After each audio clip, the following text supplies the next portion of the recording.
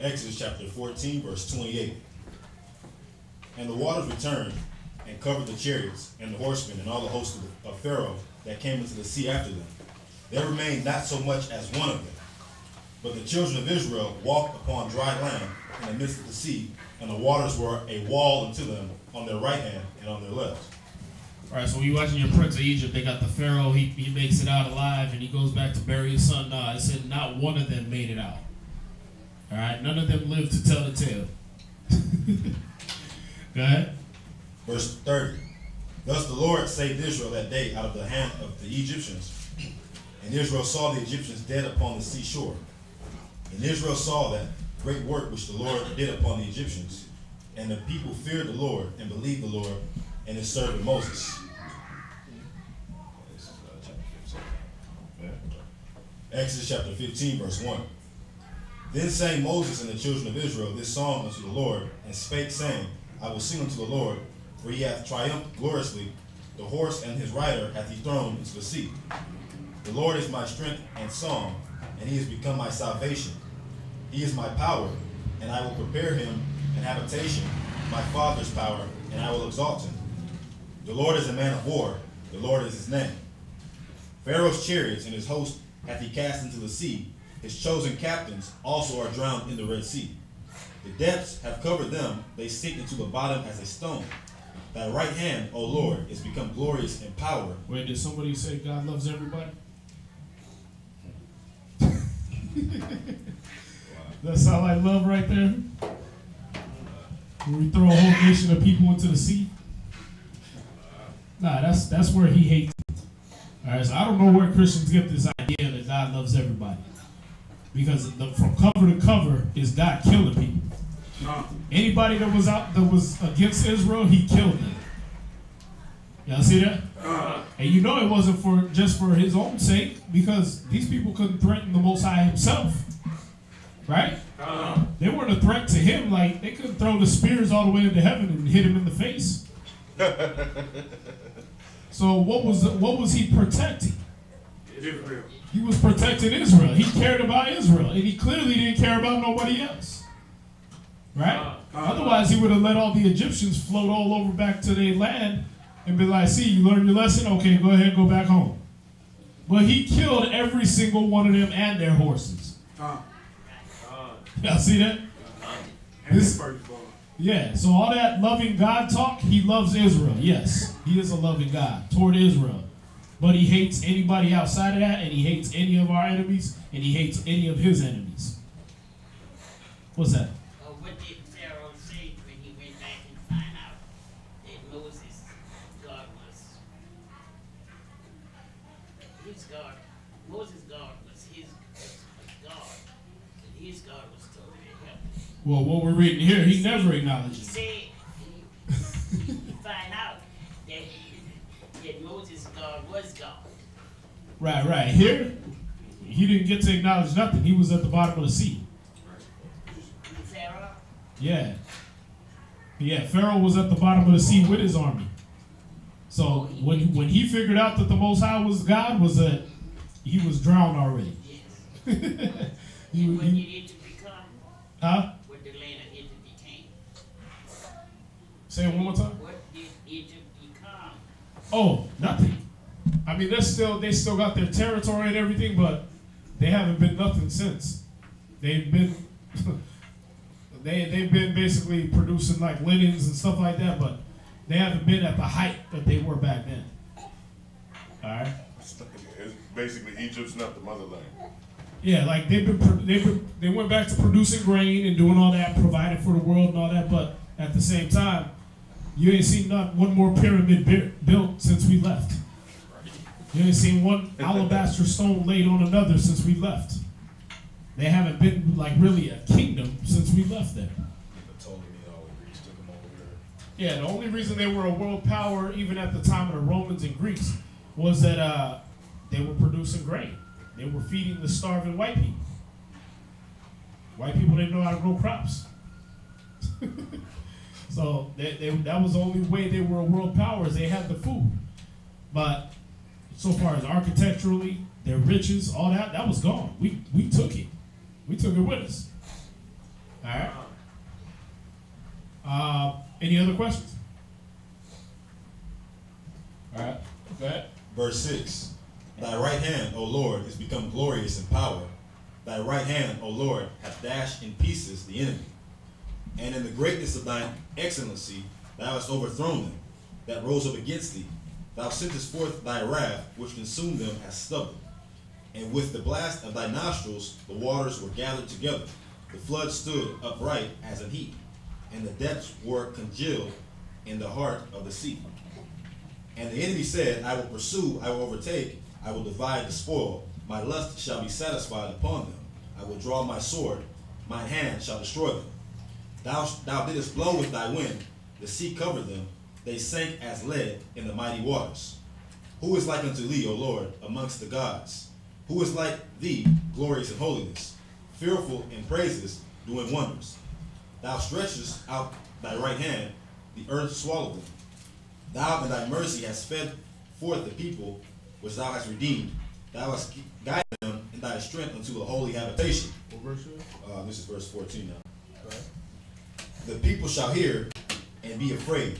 Sorrow shall take hold on the inhabitants of Palestine. Watch, read that about Pharaoh in the Apocrypha. Just go what you were saying, sis.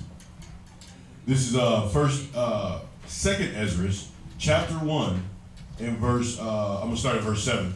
It says, "Am I not even he that brought them out of the land of Egypt, from the house of bondage? But they have provoked me unto wrath and despised my counsel." Verse 9. I'm sorry. Verse 9. How long shall I forbear them, unto whom I have done so much good? Many kings have I destroyed for their sakes. See, he said, many kings have I destroyed for their sake. So we got a God that loves everybody, every single person on the planet. Many kings have I destroyed for their sakes. Nah, we got a God that loves Israel and nobody else. Go ahead. Pharaoh with his servants and all his power have I smitten down. See, so he killed Pharaoh and his army. Y'all get that? All right, let's go back. Go ahead. Verse 15. Then the dukes of Edom shall be amazed. The mighty men of Moab, trembling, shall take a hold upon them. All the inhabitants of Canaan shall melt away. Fear and dread shall fall upon them by the greatness of thine arm. They shall be as still as a stone, till thy people pass over, O Lord, till the people pass over which thou hast purchased. Thou shalt bring them in and plant them in the mountain of thine inheritance, in the place, O Lord, which thou hast made for thee to dwell in the sanctuary, O Lord, which thy hands have established. The Lord shall reign forever and ever. For the horse of Pharaoh went in with his chariots and with his horsemen into the sea. So there it is again. Pharaoh and his army was in the sea. Go ahead. And the Lord brought again the waters of the sea upon them.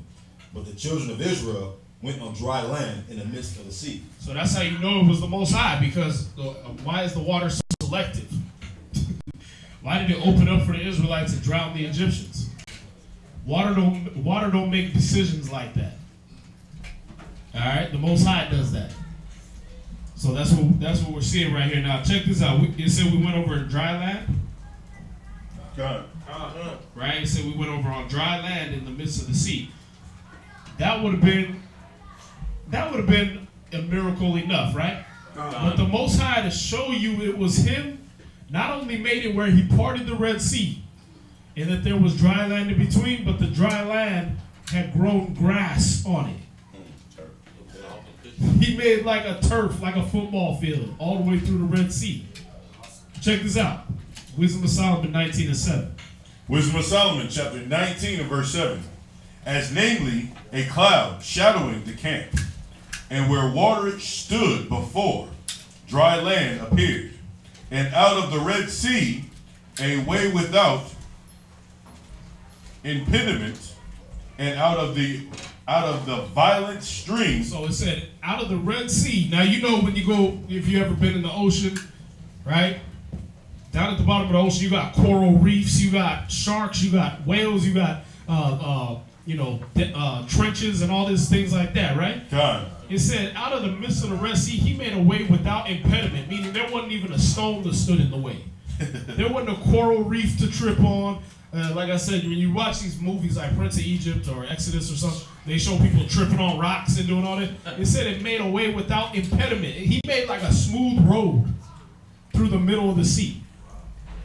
All right, so change the vision that gets in your head.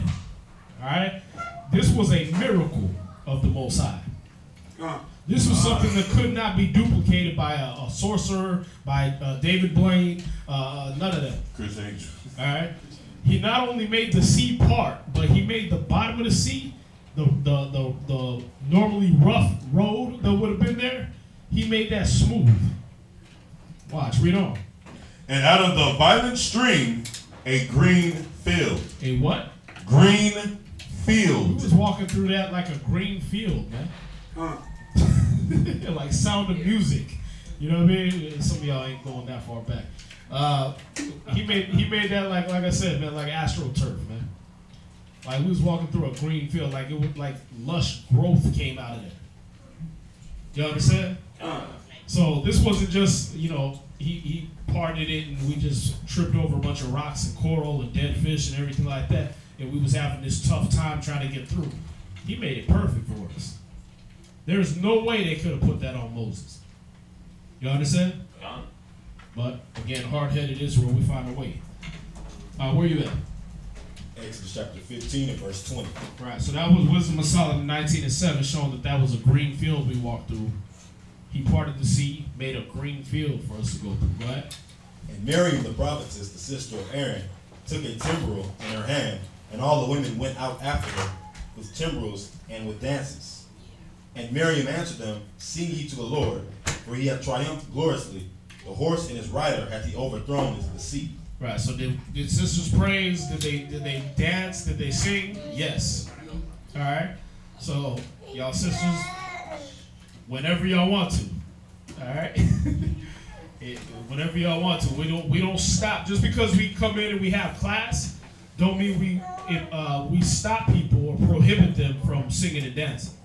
All right. Whatever's in your spirit, do that toward the Most High. Don't let nobody stop you. Don't feel embarrassed. Do that toward him. Go ahead. Verse 22. So Moses brought Israel from the Red Sea, and they went out into the wilderness of Shur. And they went 3 days in the wilderness and found no water. And when they came to Marah, they could not drink of the waters of Marah, for they were bitter. Therefore the name of it was called Marah. So he's showing you why it was called Marah. What Marah means bitter in Hebrew. All right. The scriptures will always interpret themselves too. Go ahead. And the people murmured against Moses, saying, what shall we drink? And he cried unto the Lord. Wait, they murmured against the Most High? Moses. There they go again. Like, nigga, I didn't part the Red Sea. Cry to the Most High. Get on your knees and beg him for water. Why are you coming to me? That don't make sense. See, we was geared toward praising idols, praising men. Pharaoh had taught us for the last 400 years that he was God on earth. So that's where our minds were. We were thinking that we have to follow this man as God. Y'all see that? Most High was trying to break us of that mentality. Man is not the Most High. Y'all see this? But again, that was a hard mentality to break. Go ahead. Verse 25. And he cried unto the Lord, and the Lord showed him a tree, which when he had cast into the waters were made sweet. There he made a statute and an ordinance, and there he proved them, and said, if thou wilt diligently hearken to the voice of the Lord thy power, and will do that which is right in his sight, and will give ear to his commandments, and keep all his statutes, I will put none of these diseases upon thee, which I have brought upon the Egyptians, for I am the Lord that healeth thee.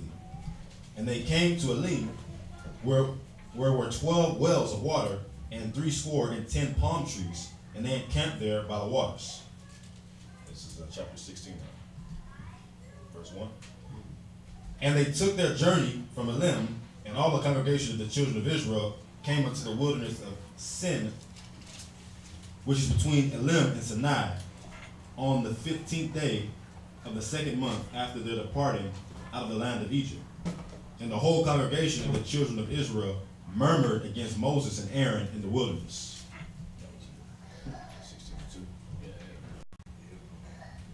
So again, still going against Moses and Aaron, still coming with their problems to Moses and Aaron rather than the Most High. And you're going to see that that's a recurring theme as we go through Exodus, that they just constantly kept doing that. Constantly kept bugging Moses for everything they should have been asking the Most High for. All right? But let's get the next reader up.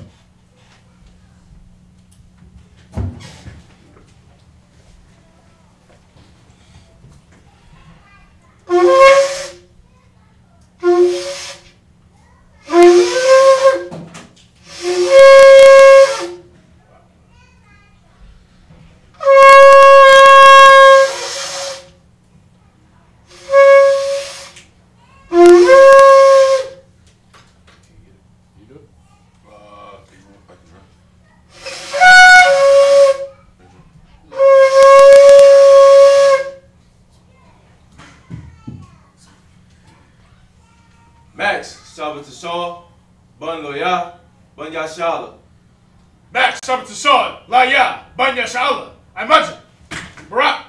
Yahweh Shem Yahushai Barakatah. Yahweh Shem Yahushai Barakatah.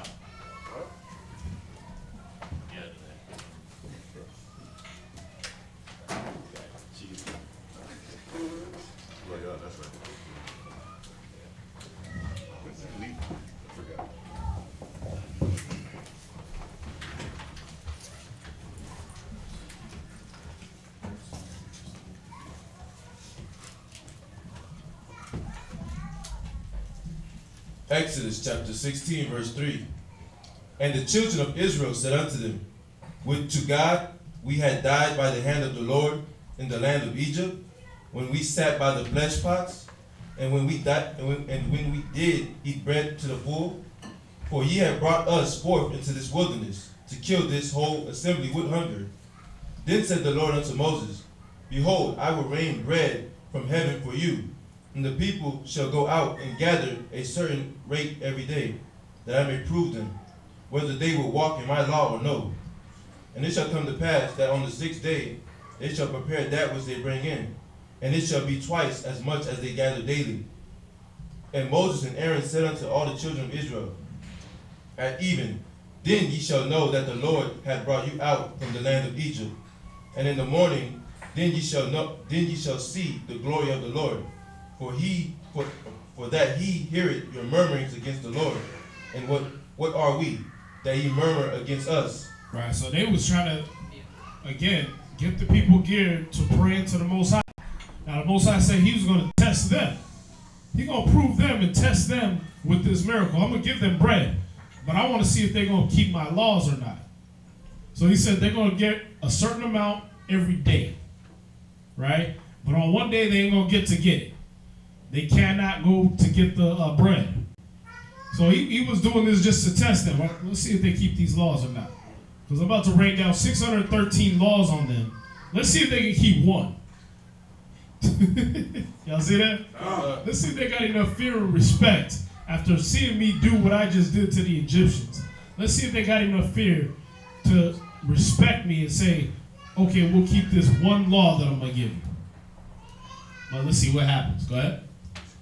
Verse 8, and Moses said, this shall be when the Lord shall give you in the evening flesh to eat, and in the morning bread to the full, for that the Lord heareth your murmurings, which ye murmur against him. And what are we? Your murmurings are not against us, but against the Lord. And Moses spake unto Aaron, say unto all the congregation of the children of Israel, come near before the Lord, for he had heard your murmurings. And it came to pass, as Aaron spake unto the whole congregation of the children of Israel, that they looked toward the wilderness, and behold, the glory of the Lord appeared in a cloud. And the Lord spake unto Moses, saying, I have heard the murmurings of the children of Israel. Speak unto them, saying, at even ye shall eat flesh, and in the morning ye shall be filled with bread, and ye shall know that I am the Lord your God. And it came to pass that at even the quails came up and covered the camp. And in the morning the dew lay around, in the morning the dew lay around about the host. And when the dew that lay was gone up, behold, upon the face of the wilderness there lay a small round thing, as small as the hoar frost on the ground. And when the children of Israel saw it, they said one to another, It is manna, for they wist not what it was. Right, that's what manna means. Manna means, what is it? All right, go ahead. And Moses said unto them, This is the bread which the Lord had given you to eat. This is the thing which the Lord had commanded. Gather of it every man according to his eating, an omer for every man. According to the number of your persons, take ye every man for them which are in his tents. And the children of Israel did so, and gathered some more. So he gave him the commandment. He gave him the rules of this miracle bread that he brought from heaven. The scriptures tell you man did eat angels' food. It said, gather of it every man according to his eating, an omer for every man, according to the number of your persons. Take you every man for them which are in his tents. So he told him, get an omer for every person, right? That was the rules. Go ahead. And the children of Israel did so, and gathered some more, some less. And when they did meet it with an omer, he that gathered much had nothing over, and he that gathered little had no lack. They gathered every man according to his eating. And Moses said, Let no man leave of it till the morning. Notwithstanding, they hearkened not unto Moses, but some of them left of it until the morning, and it bred worms and stink. See, you were supposed to eat the whole omer. Y'all hungry? Okay, here. I'm going to give you a whole cup of this manna. You eat the whole thing. Some of them was like, oh, well, you know what? It might not come down tomorrow. Let me go ahead and just save this. Like, why can't you just follow the rules? They didn't follow the rules, and then what? The stuff stank in the morning. It was covered with worms. Y'all see that? He made it that it was only good for a certain time. So the Most High set rules, knowing the end result of it, just like you do with your kids, right? You set a rule: is don't touch the stove; it's hot. What they do? Ah! I told you, it's hot, right? So this is the Most High. He was trying to test to see if Israel will learn how to follow rules or not, or if he got to just smack them and then tell them what to do. Go ahead. Verse 20. And Moses was wroth with them, and they gathered it every morning, every man according to his eating. And when the sun waxed hot, it melted.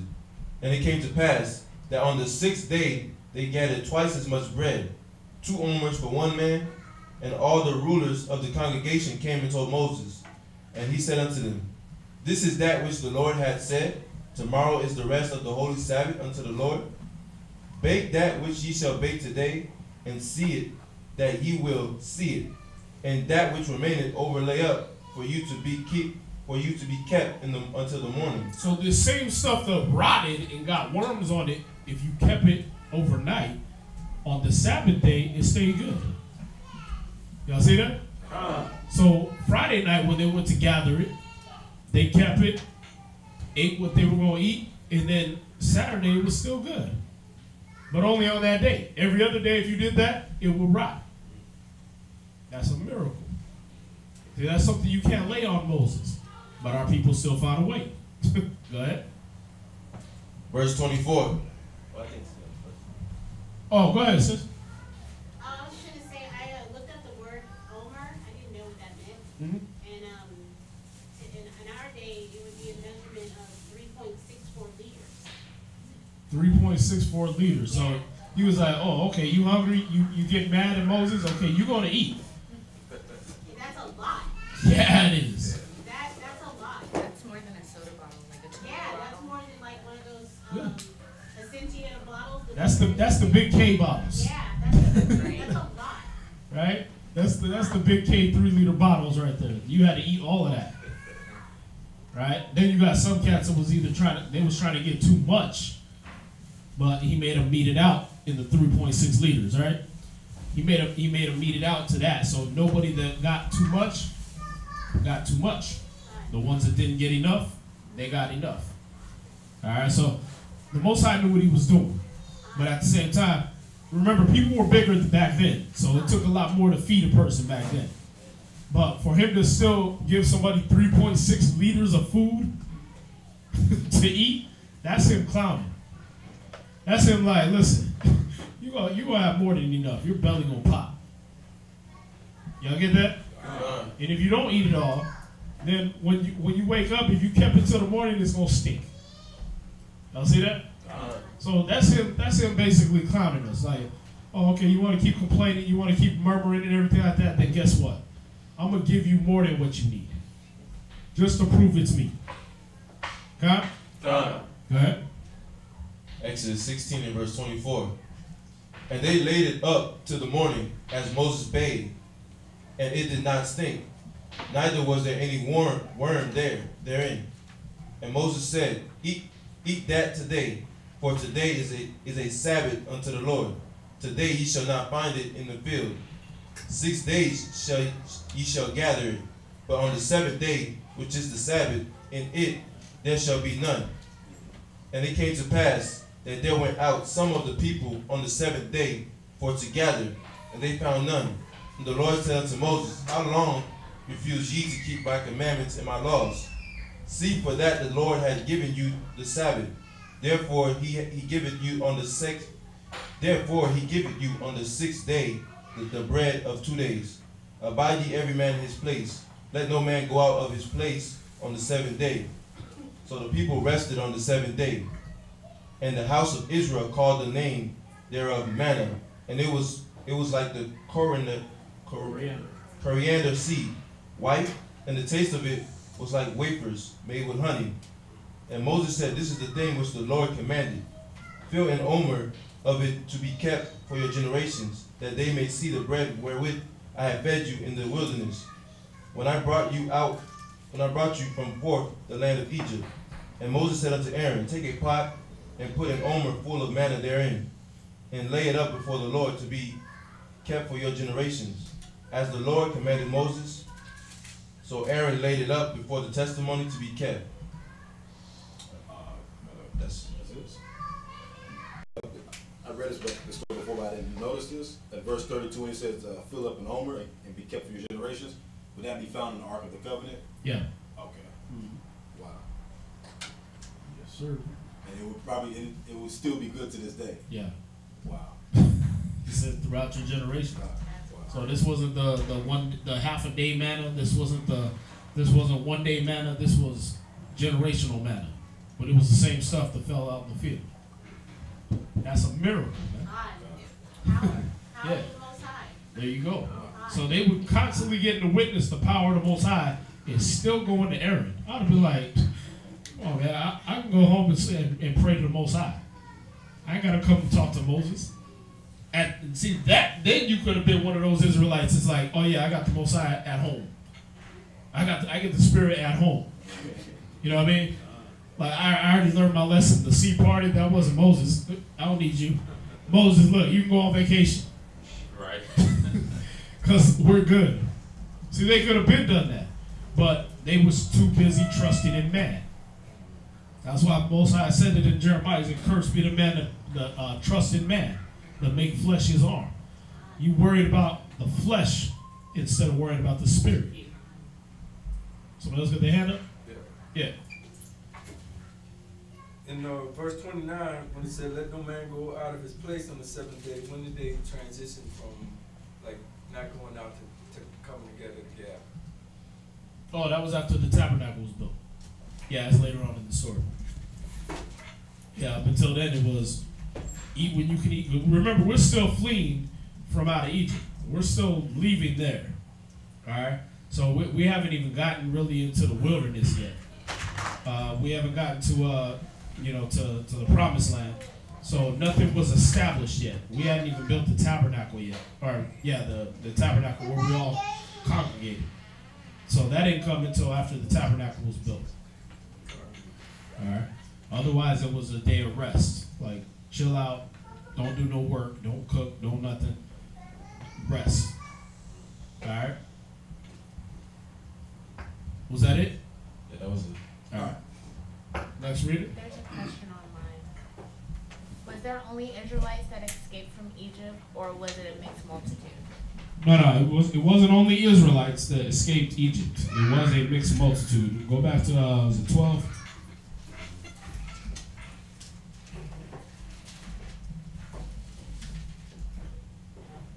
Let's see. There it is, 12 and 38. Exodus chapter 12, verse 38. And a mixed multitude went up also with them, and flocks and herds, every very much cattle. Even very much cattle. So you got to think, the Egyptians had a mighty army at the time. You think of America. America goes conquer some nation. Now that nation of people can come live in America. So you got Chinese, Japanese. You got all these nations that we used to be at world wars with are all of a sudden living here, right? You got Iraqis, Afghanis, all that stuff living here in America. Well, when the Most High nukes America, we're going to leave with a mixed multitude. There's going to be some of them that's going to be like, listen, we want to be with y'all, man. Like all the white people you see on YouTube teaching that the Israelites are black, those people probably going to be part of the mixed multitude. Those will be the ones that he says, you know what, I'm not going to fry your eyes out with nuclear destruction. You've been hanging out with the Israelites, you've been serving them, so I'm going to keep you. Since you were in the place where I was protecting them, you're going to go with them. We're going to leave with a mixed multitude. Now, they're going to be servants. They're going to be handmaids. They're going to be doing all that, like it says in Isaiah 60. But the same thing was going on in Egypt. Egypt had conquered a lot of nations around them. The Ethiopians, the Hittites, the Zidonians, all these nations were around at the time, and Egypt was the world's power at the time. So when he destroyed them, a lot of people were like, yeah, see, I knew these Egyptians were off. We're going with y'all. You know what I mean? A lot of them, when they heard, hey, smear blood on the lintels and posts, well, y'all niggas know what's up. I'm gonna go hang out with y'all with the lamb's blood. That's how they survived. You understand? So a lot of them were, you know, we had riches when we were in Egypt. We just had to be in slavery, but for 350 years we were running the place. So we still had that. We just had to go work with rigor. So you go home, you still going home to houses like y'all got now. You still going home to servants like you could have now. You understand? Those servants would have been leaving with you. As simple as that. Just put yourself in the time we are in now, and then think about back then. If you had a servant living in your house right now, right? And say you had a Chinese servant. They came over here, lost their whole family on the boat. They were like, man, I'm broke, I'm destitute, I'll come work for you. Just give me a room to stay in. You're like, cool. They come, they make sure your house is clean, do all that stuff, and then they see big giant fire rocks of hail falling out of the sky and hitting only white people. But your house is completely clear. You think that nigga going outside? Hell no. Nah, he coming to hang out with you. Like, man, y'all blessed. I'm gonna be in here. Like when we was the only house on the block that didn't get touched by Hurricane Ike when we first got here.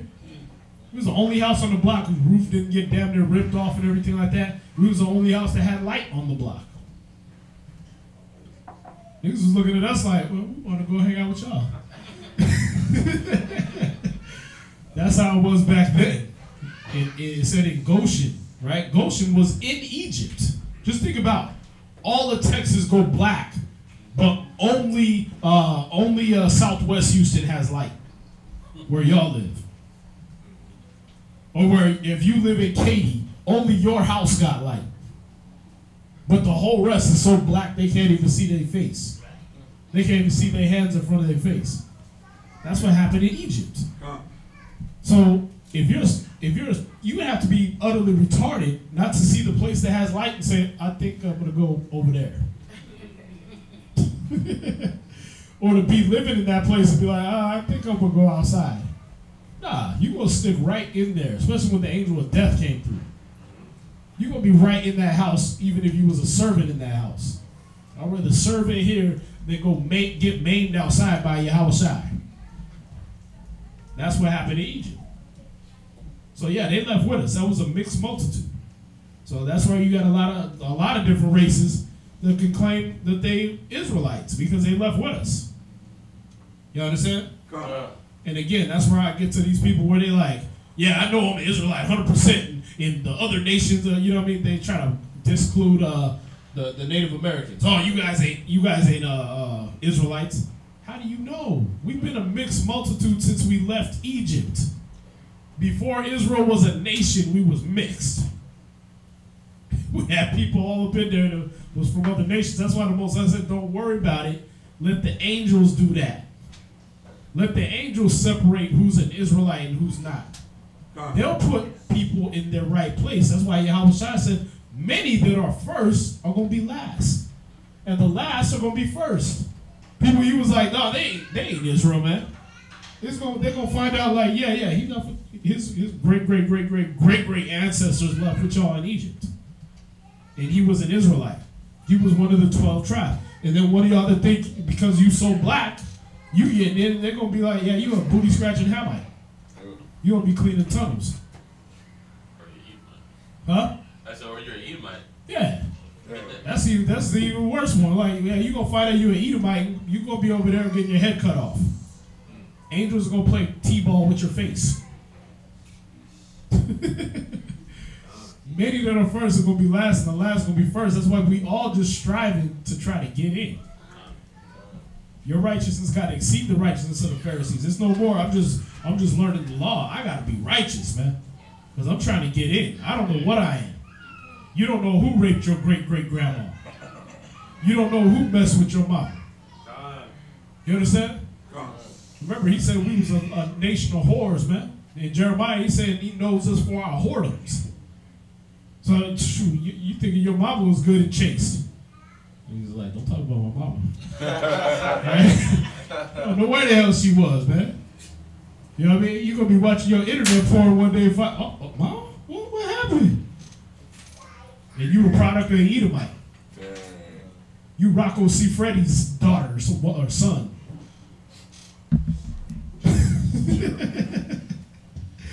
Yeah, you're going to be messed up, man. Oh, yeah, Ron Jeremy.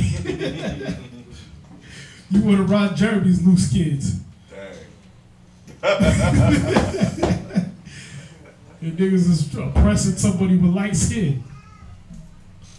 That's why you got to watch it, man. Just be righteous.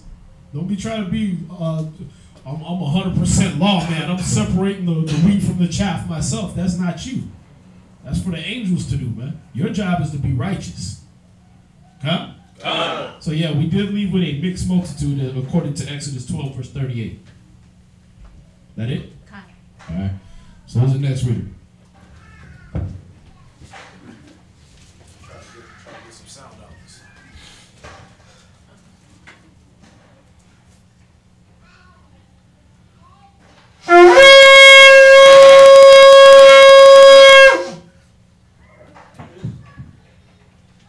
William, Sabbath Shah, Yahweh, Ban Yasharah. William, Shabbat Shah, Yahweh, Ban Yasharah, Imagine.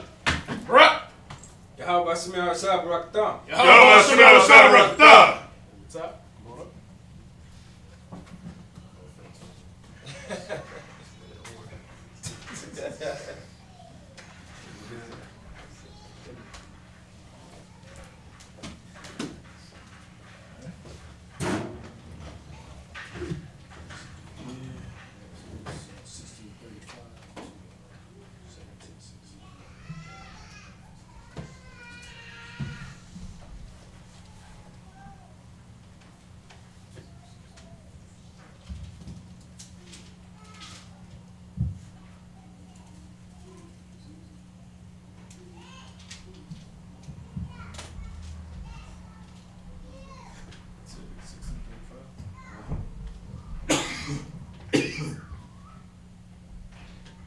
Exodus chapter 16, verse 35. And the children of Israel did eat manna 40 years, until they came to the land inhabited. They did eat manna until they came unto the borders of the land of Canaan. Now an omer is the 10th part of an ephah. Right. Go ahead. Exodus chapter 17, verse 1. Now the congregation of the children of Israel journeyed from the wilderness of Sin, after their journeys according to the commandments of the Lord, and pitched in Rephidim. And there was no water for the people to drink. Wherefore the people did chide with Moses, and said, Give us water that we may drink. And Moses said unto them, Why chide with me? Why chide ye with me? Chide. Why chide ye with me? Wherefore do ye tempt the Lord? And the people thirsted there for water. And the people murmured against Moses and said, Wherefore is this that thou hast brought us up out of Egypt to kill us and our children and our cattle with thirst? And Moses cried unto the Lord, saying, What shall I do unto this people? They be almost ready to stone me. And the Lord said unto Moses, Go on before the people, and take with thee of the elders of Israel, and thy rod wherewith thou smotest the river, take it in thine hand and go. Behold, I will stand before thee there upon the rock in Horeb. Oh, okay, here we go. I got it. And thou shalt smite the rock, and there shall come water out of it. Hold on, hold that real quick. Go to Wisdom of Solomon, chapter 16 and verse 20. Wisdom of Solomon, chapter 16 and verse 20. You got it? God. Instead whereof, thou feddest thine own people with the angels' food, and didst send them forth from heaven, bread prepared without their labor. Right, so this was angels' food. We was eating what the angels would eat. Go ahead. Able to content every man's delight. It did what? Content every man's delight. Right, you don't really think you was sitting out there eating something that tasted like wafers and honey for 40 years, do you? You got to think about that. Like after the first year, you'd be like, man, I'm tired of this manna. I'm gonna go eat somebody, or I'm gonna go kill something or whatever. They was eating this for 40 years. But what was it about the manna that they could eat it for 40 years? It contented everybody to every man's taste. If the only way you was complaining about manna is if you had no imagination. Because if you wanted sherbet, it was going to taste like orange sherbet to you. If you wanted vanilla ice cream, it was going to taste like vanilla, like 3 liters of vanilla ice cream to you. If you wanted pizza in the next handful of manna, you was eating pizza in one handful and sherbet in the next one. Speak on. You understand? So the only way you complained about the manna, which we did, we found a way, was you lacked all kind of imagination. It's like I can picture myself being like that, because like my rib be like, well, what you want to eat? What you want to eat for tomorrow? I don't know. But for me, it's like there's so many things that I would want to eat, I don't know which one to pick from. For them, it was like, okay, you could literally just say what you want it to taste like. Just think it, and you'll eat it, and it'll taste like that. Yes. That's angels' food. Yes. Y'all see that? It faded out the next day, except for on the Sabbath it stayed. Then 1 cup full of the same stuff was put in the Ark of the Covenant, and it's still around today.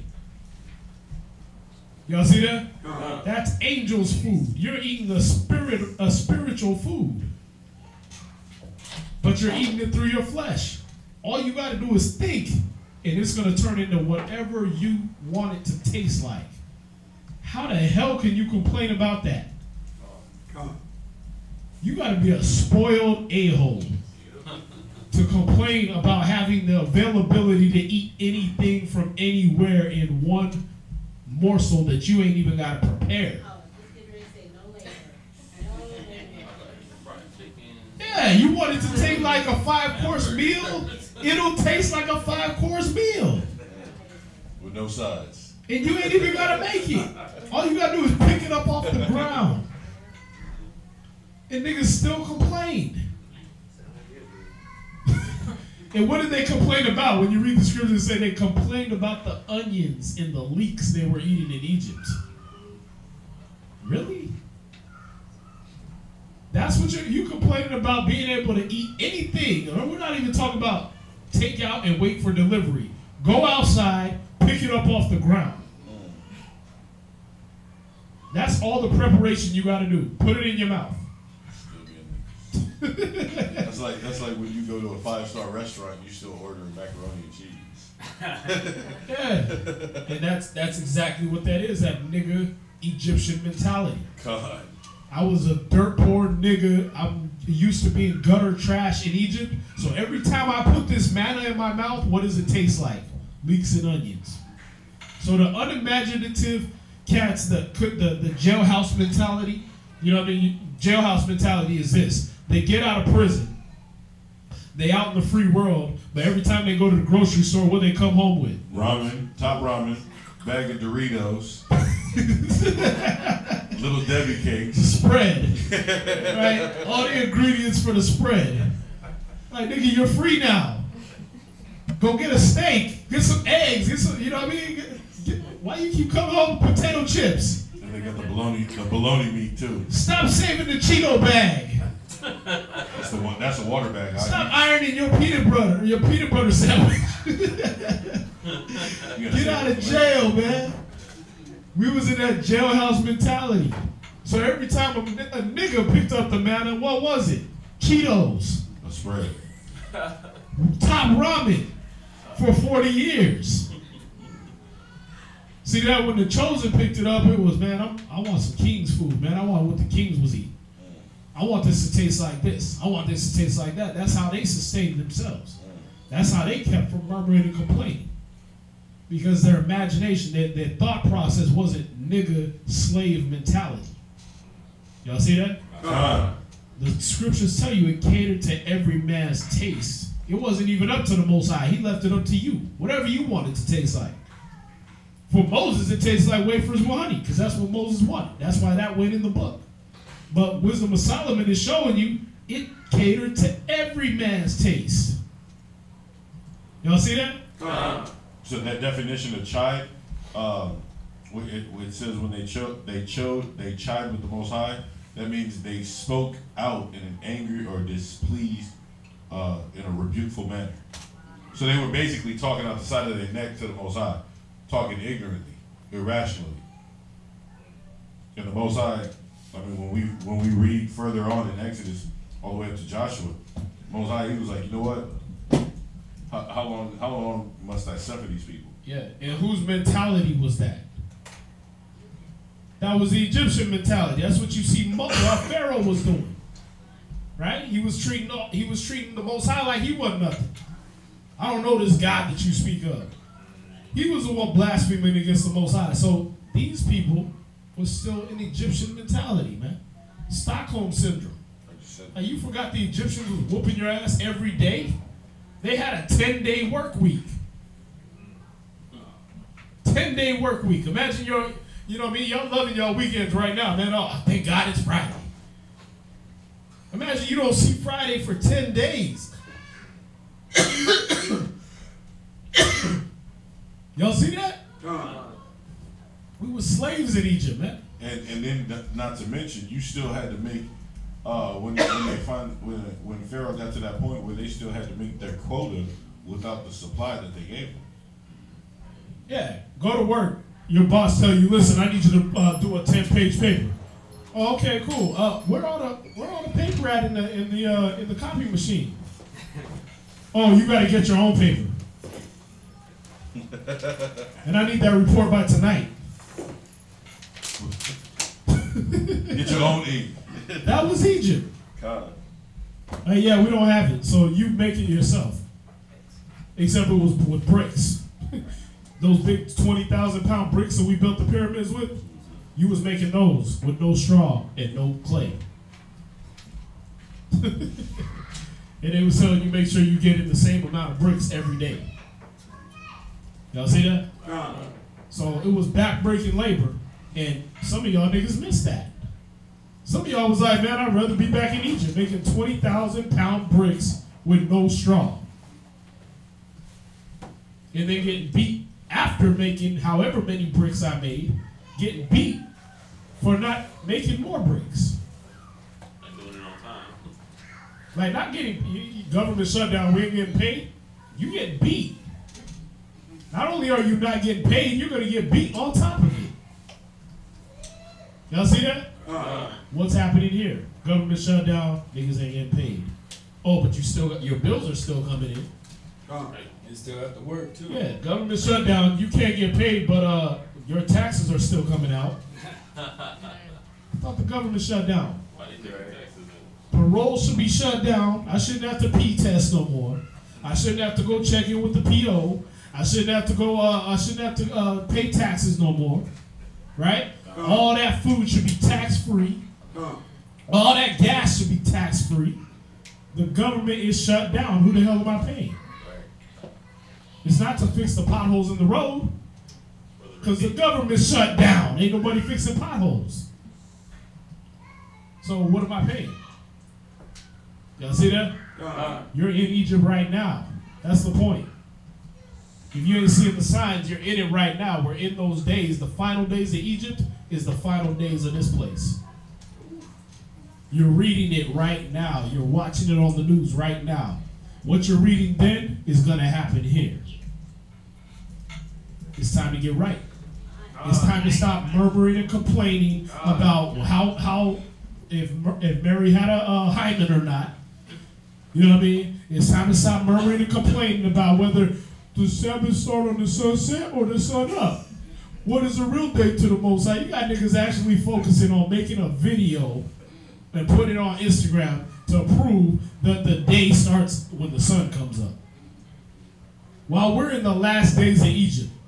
Like, nigga, what are you talking about? The whole sun about to be blacked out. And you worried about what determines day or night. That don't even make sense. Get your stuff and let's go. Get your mind right. Get your oil in your lamp and let's get ready for this party to start, man. This ain't time for bickering over doctrine. All you got, the Most High doing the same thing back right now as he was back then. He's proving you to see if you're going to follow the law, statutes, and commandments he wrote you. Because that's going to determine whether you even make it out of here alive. You understand? We're in it right now. We're in the last days of Egypt right now, and he's testing every one of you. Whatever doctrine comes down.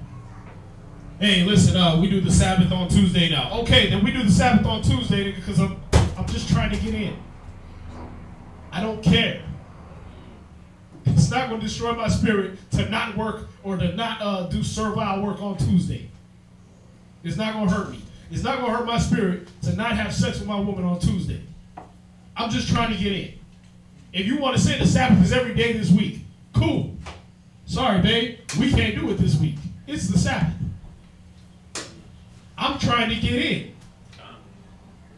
Y'all see that? But what do you do when you want to please the flesh? You murmur and complain against the men that brought down the law to you. Oh, he's just doing that because he can't get none, so he don't want us to get none. Really? Nigga, just follow the rules. You understand? We got to understand this mentality because we're in those days now, and if we don't focus on the Most High, we're going to be dead like those that were in the wilderness. You're going to be over there talking about, oh, I don't need to come to class because I already got scriptures and I know how they study. And you're going to be right there when that martial law come down and they pick your house. You understand? Because that's the spirit that's going to be on them. They're going to be led by the spirits that are sent out for vengeance. And them spirits is going to see you and be like, oh, no, he cool. You're going to be like, wait a minute, I thought martial law, it was supposed to be hell on earth for everybody. No, you're good. We're going to go kill your neighbor.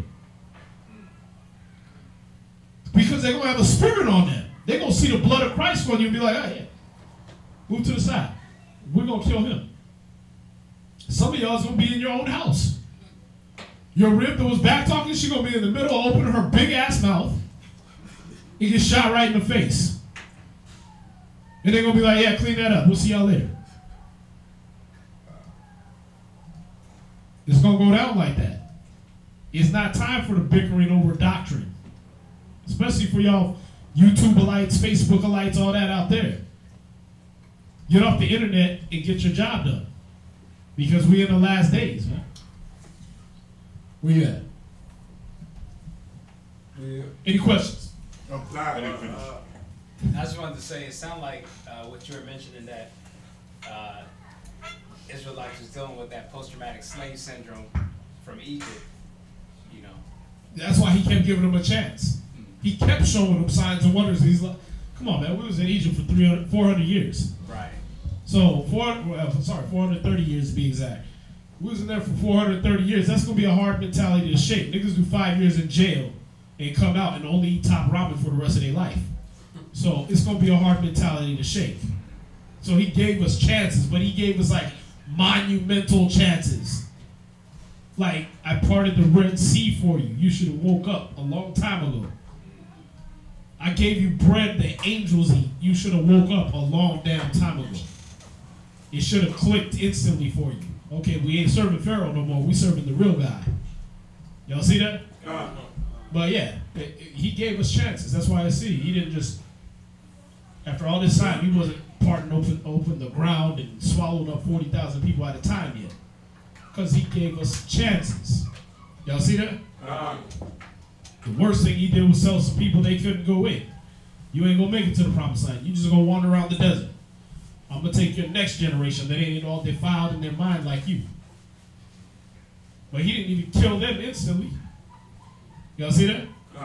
He just made them wander around, try to learn. Who else had their hand up? Huh? I didn't finish it. What?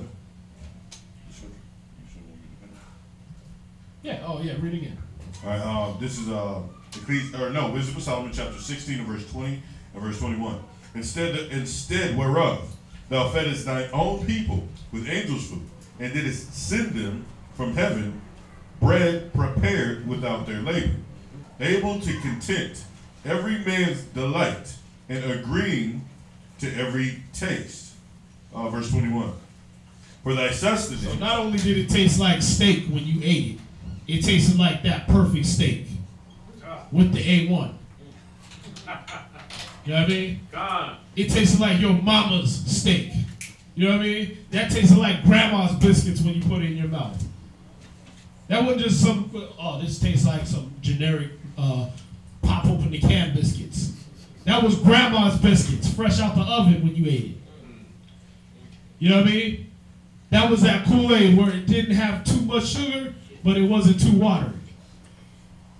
And it didn't kill you.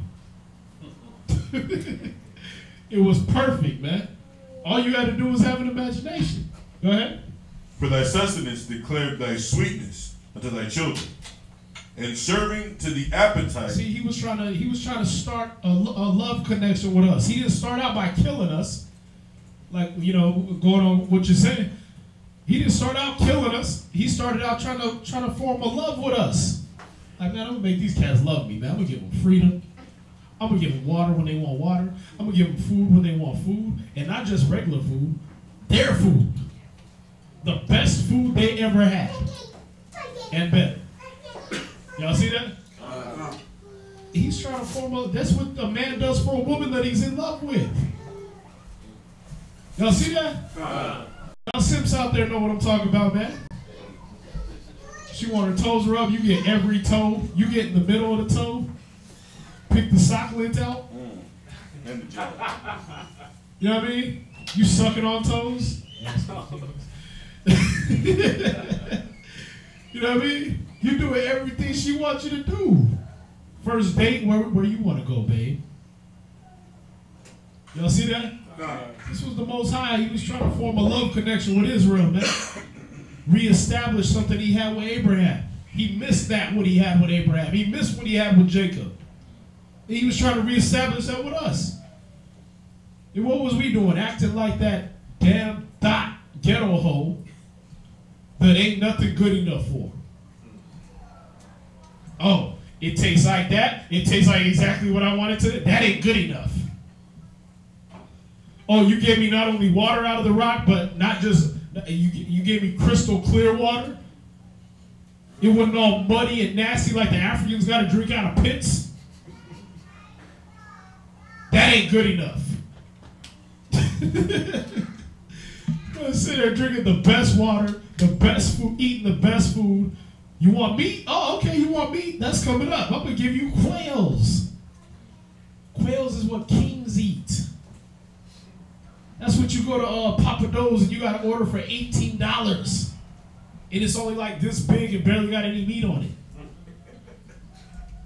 He was raining that down from heaven so it was 3 feet deep in every direction for like 50 miles. Just for you. He was like, I'm gonna give you whatever you want, boo. But you're a hoe. Israel's a bunch of damn hoes. Disrespectful, ungrateful hoes. So we were sitting there still trying to make idols that never did anything for us. We were still calling on a man, calling on Moses. Moses, help us. Moses, help us. Like, I didn't provide you all that. That's a hoe mentality, man. Why do I say hoe? Because what does a hoe do? Sleep around. That's sugar free, man. Ask what's the name? Lil Wayne. You send the hoe to some nigga's house, he fall in love with her, you get her back. She come right back to her daddy. That's what a hoe do. That's what Israel was doing every time, hoeing out, man. Rain down manna from heaven. We want what we had in Egypt. Oh, you want to go back to daddy? You want to go be a hoe again? I'm trying to make you a bride, and you want to be a hoe. We gotta understand, man. We gotta lose the hoe mentality. Where you want to go back out there in the world, brothers be at EO, being able to make as much money as you want to. If you sit on your ass, you don't make nothing. But if you go out there and work, the Most High just give it to you. He'll give you a $500,000 day. I've been at the zone to make $1,200 in 2 hours. 2 hours, just because I wanted to. And the Most High said, whatever you want, I'm going to give it to you. But what does the hoe do? He go up to the zone, man, I might have to start filling out some applications, man. I'm going to go work at Buc-ee's. Cross-eyed ass, you ain't going to work nowhere. You half a drunk. How the hell you going to go back and work somewhere? You got 3 felonies. Where you going to work?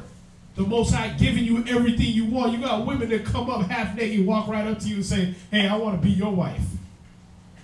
You ain't even got to go to the club, buy them a drink. They come up to you.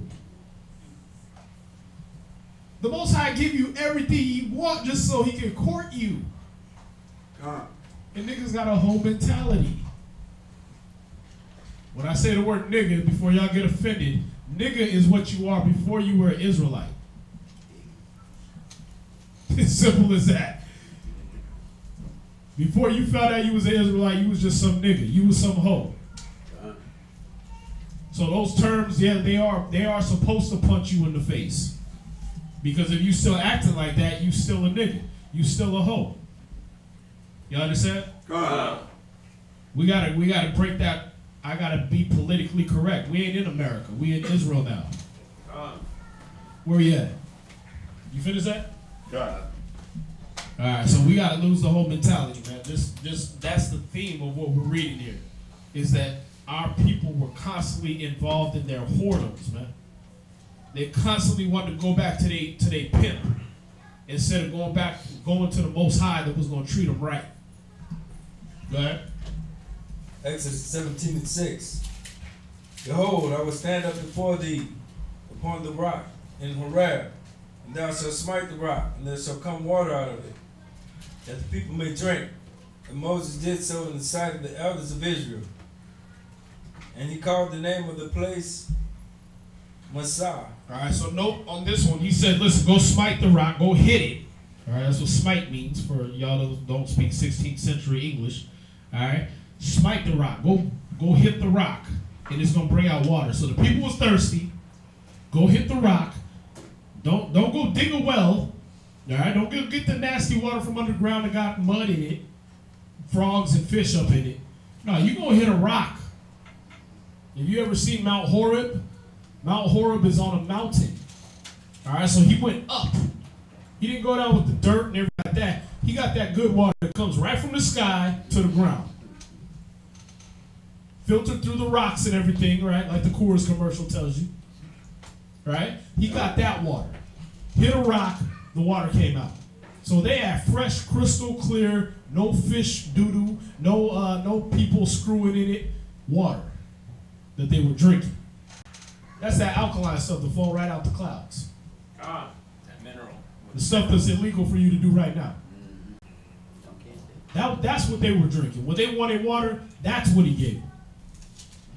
You ain't like your kids, man, when you be like, go get me some water, and they come back and you like, hold on. This smell like the toilet cake. This smell like the little blue crystal I put in the toilet. Where you get this water from? You said water, you weren't specific. He got you the good stuff, man. He didn't get you a bottle of damn Dasani water with the toilet tissue in it. He didn't go get you some tap water. He got you the best water. And you didn't even ask for the best water. You just wanted something. Y'all see that? Them niggas was drinking out of the Nile. Drinking hippo doodle. Crocodile poop. And y'all was content with that. You said you want water, he got you hippo-free water. Y'all see that? Only a hoe would despise that. Go ahead. And Meribah, because of the hiding of the children of Israel, and because they tempted the Lord, saying, is the Lord among us or not? Then came Amalek and fought with Israel in Rephidim. Right, so if you know about Amalek, when you go to Genesis chapter 36, you find out Amalek, the children of Amalek are Edomites. All right, those are the same ones that took over our land to this day. Those are Amalekites. All right, at one point they were known as Khazars, and those Khazars chief, and you go into that 13th tribe of Arthur Kessler, the Khazars chief had claimed that they were Ashkenaz people. That's why people are calling white people the children of Japheth to this day, because he had claimed that they were Ashkenazi. All right, they are not Ashkenazi; they are Edomites, Amalekites. Go ahead. Oh, I got a quick question. Oh yeah, go ahead. Do you think that he put them in the land because to specifically eat at us for not doing what he was told? Yeah. When he was told to smite the whole. Yeah, when Saul was told to kill all the Amalekites, it was for that reason. It was to cut all that off. Because now, because of Saul, everybody thinks you're a nigga, and they're the chosen people of God. That's it. One mistake. You're going to see it with Moses. One mistake cost everything. Back then, you made a mistake, it was doomed for everyone and their future generations. Everything back then was going to establish what is happening now. So we could either came back to the kingdom, or we could end up in destitution. Adam and Eve, one mistake. By one man, sin came into the world, the scriptures say. Now see that? That's one question I ask the cats that believe in only, they don't believe in Christ coming. You said no man could die for your sins. Okay, so by one man, sin could come into the world, but one man can't take sin out? Help me with that one. Most High said he's just, and an unjust balance is an abomination to him. So if there's one man that can bring it in, there should be one man that can take it out. It's like trash. One man made the mess, one man can go take it outside. Okay. It should be simple as that, right? I don't get how these cats don't get the equation, man. Like you don't get trash in your house that you made, right? Beer bottles and empty Dorito bags and your SpaghettiOs cans, right? And then wait for God to take it out. That ain't how it works, right? You don't be like, yeah, how we gonna get that? Don't worry about the smell. No, you made the mess, you clean it up. One man made the mess, one man cleaned it up. That's how Yahushua works. It's a simple equation. Where you at? Exodus 17:9. And Moses said unto Joshua, choose us out men, and go out, fight with Amalek. Tomorrow I will stand on the top of the hill with the rod of God in mine hand. So Joshua did as Moses had said to him, and fought with Amalek. And Moses, Aaron, and Hur went up to the top of the hill. And it came to pass, when Moses held up his hand, that Israel prevailed. And when he let down his hand, Amalek prevailed. But Moses' hands were heavy, and they took a stone and put it under him, and he sat thereon. And Aaron and Hur stayed up his hands, the one on the one side and the other on the other side. And his hands were steady unto the going down of the sun. And Joshua discomfited Amalek and his people with the edge of the sword.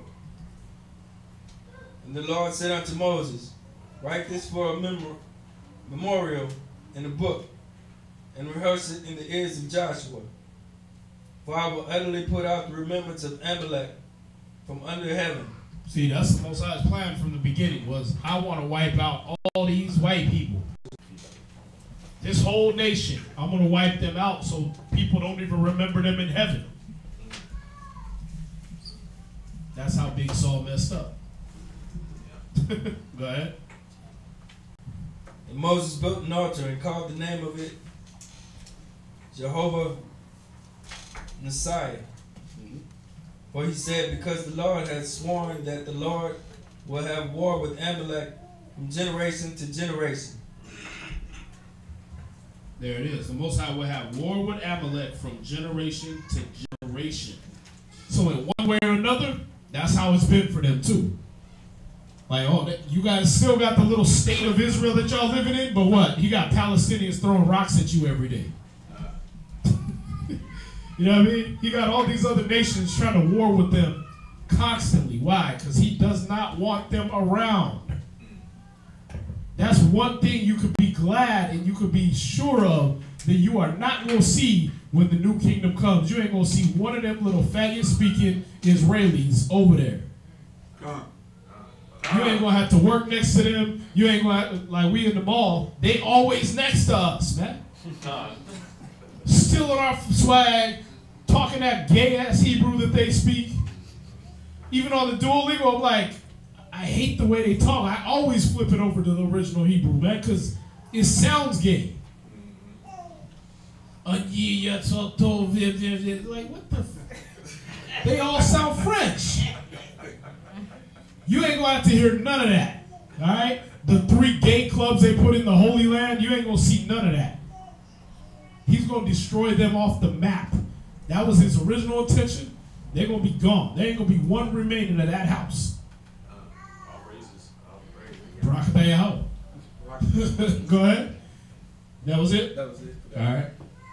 So going over to Judges, right? 4 verse 4. All right, so I'll go to Judges chapter 4 verse 4.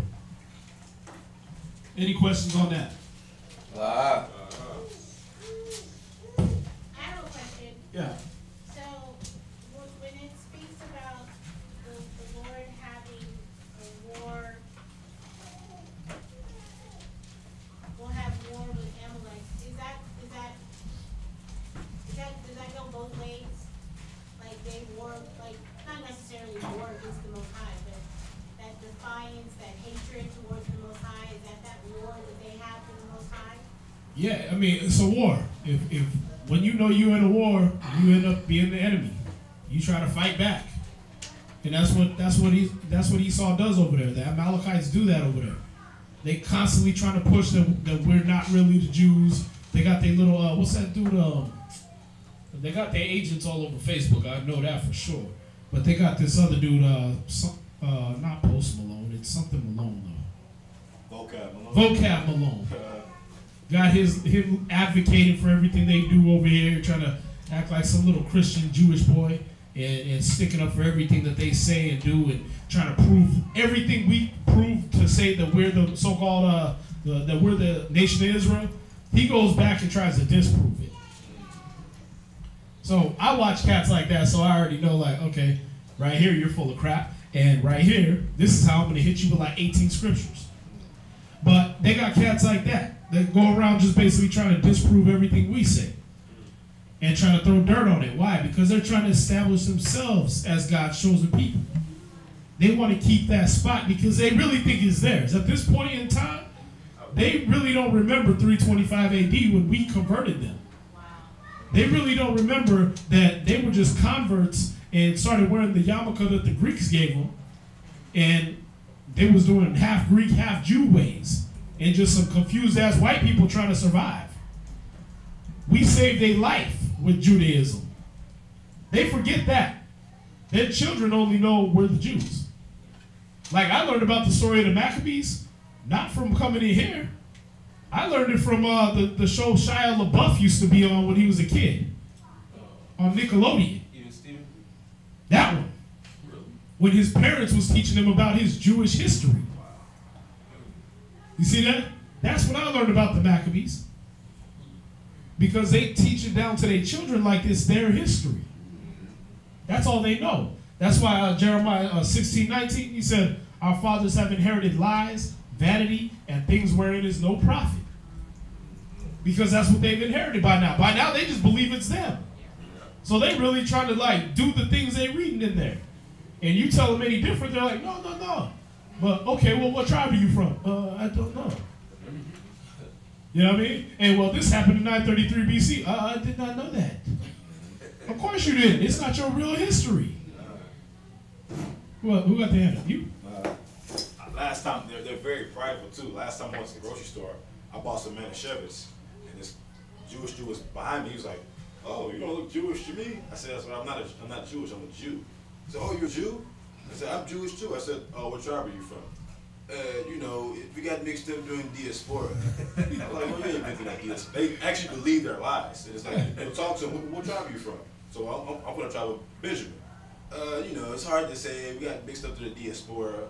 I just left the grocery store like, I ain't not even gonna I teach them. I'd be like, no, listen, bro, you're actually a Khazar. Y'all used to live in the Caucasus Mountain. You're the original Caucasian. You're the original Caucasoid man as a subspecies of humankind. So when people are anti-Semite, they're not really anti-Semite. They're anti-Neanderthal.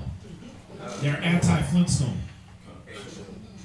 That's your history. You just teach them right. Because some of them, listen, the spirit that's in the other nations, y'all can't be afraid to teach these nations who the hell they are.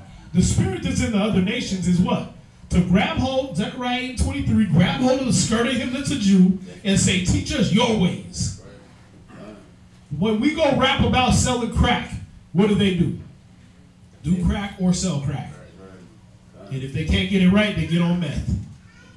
Right? They try to do everything we say because that's law to them. It's still in their spirit. When I put the Edomite in his place out in the parking lot, he was praying out here when we had the flood. The whole street was a river. He was over there trying to pray in his little Yiddish prayers, right? He had his little book and his little box on and everything. I said, brother, east is that way. He was, oh, really? Oh, I'm sorry. He was praying toward the street. I said, east is that way. He took, oh, okay, I took. Then he came in, he was like, what is this? What are you guys doing? I started telling him the history. He was like, wow. He was like, yeah, it happened in this. I was like, no, it was 933 BC, bro. I said, then the 722 is when the 9.5 tribes went this way, and we ended up going over this way. Oh, I didn't know that. He was in here learning. It wasn't no debate. Whatever was passed down to him from his forefathers, his spirit left off of that as soon as I started talking. His spirit was like, teach me. It's in these nations' spirit to get put in their place by an Israelite. By the truth. Only niggas want to argue. The scriptures tell you that.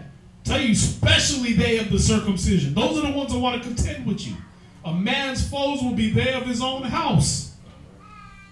It's only going to be Israelites. It's going to be like, nah, man, we Hotep, man. What nation is that? Where's Hotep? That was a nigga's half of his last name. What are you talking about? You took Imhotep and became a nation out of that? Imhotep was Joseph, bro. You saying all the wrong things. Only our people want to argue the facts. The other nations, you can put them in their place, man. You can be like, listen, no, this is how it really is. And they'll be like, wow, I didn't know. I sit up in that dialysis place, man, nothing but Filipinos in there. I start telling them about their history. They're like, wow, I didn't know that. Like, how you not know about your own nation? I ain't even been there and I know more than you. Like, I asked him, I said, where did Tagalog originally come from? I said, it sounds like Hebrew and everything. Because, you know, the words they say. You know, if I want to tell somebody they're beautiful, maganda ka. You know what I mean? It sounds like a Hebrew dialect. So I was asking them, and they're like, well, I don't really know where it comes from. I was like, it sounds like you got Spanish mixed up. He's like, yeah, the Spaniards came and conquered us. I said, well, what was the original language y'all was speaking before they got there? I don't know. You're Filipino. How do you not know what your original language is? Y'all see that? But when they hear it, they're like, yeah, that sounds right. They don't contend. They don't argue. I ain't paying them. Lord knows I'm not paying them. Who are they having? I'm with the Filipinos through the week. Huh? I'm with the Filipinos through the week. Yeah. So when you talk, they listen, right? Yes. It's simple as that. It's in the nation's spirit to hear what you got to say. That's why you got to watch what the hell you say, man. Most High said you're compassed about by so great a cloud of witnesses. Let's get that scripture, man. I think it's in Hebrews. We'll come back real quick. I just want to hit this real quick.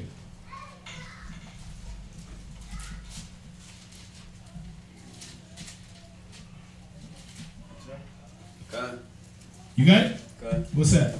Hebrews 12:1. There it is. Hebrews chapter 12 and verse 1. Wherefore seeing we also are compassed about with so great a cloud of witnesses. Now what is the name of this book? Hebrews. So who is Paul talking to? Hebrews. So we is who?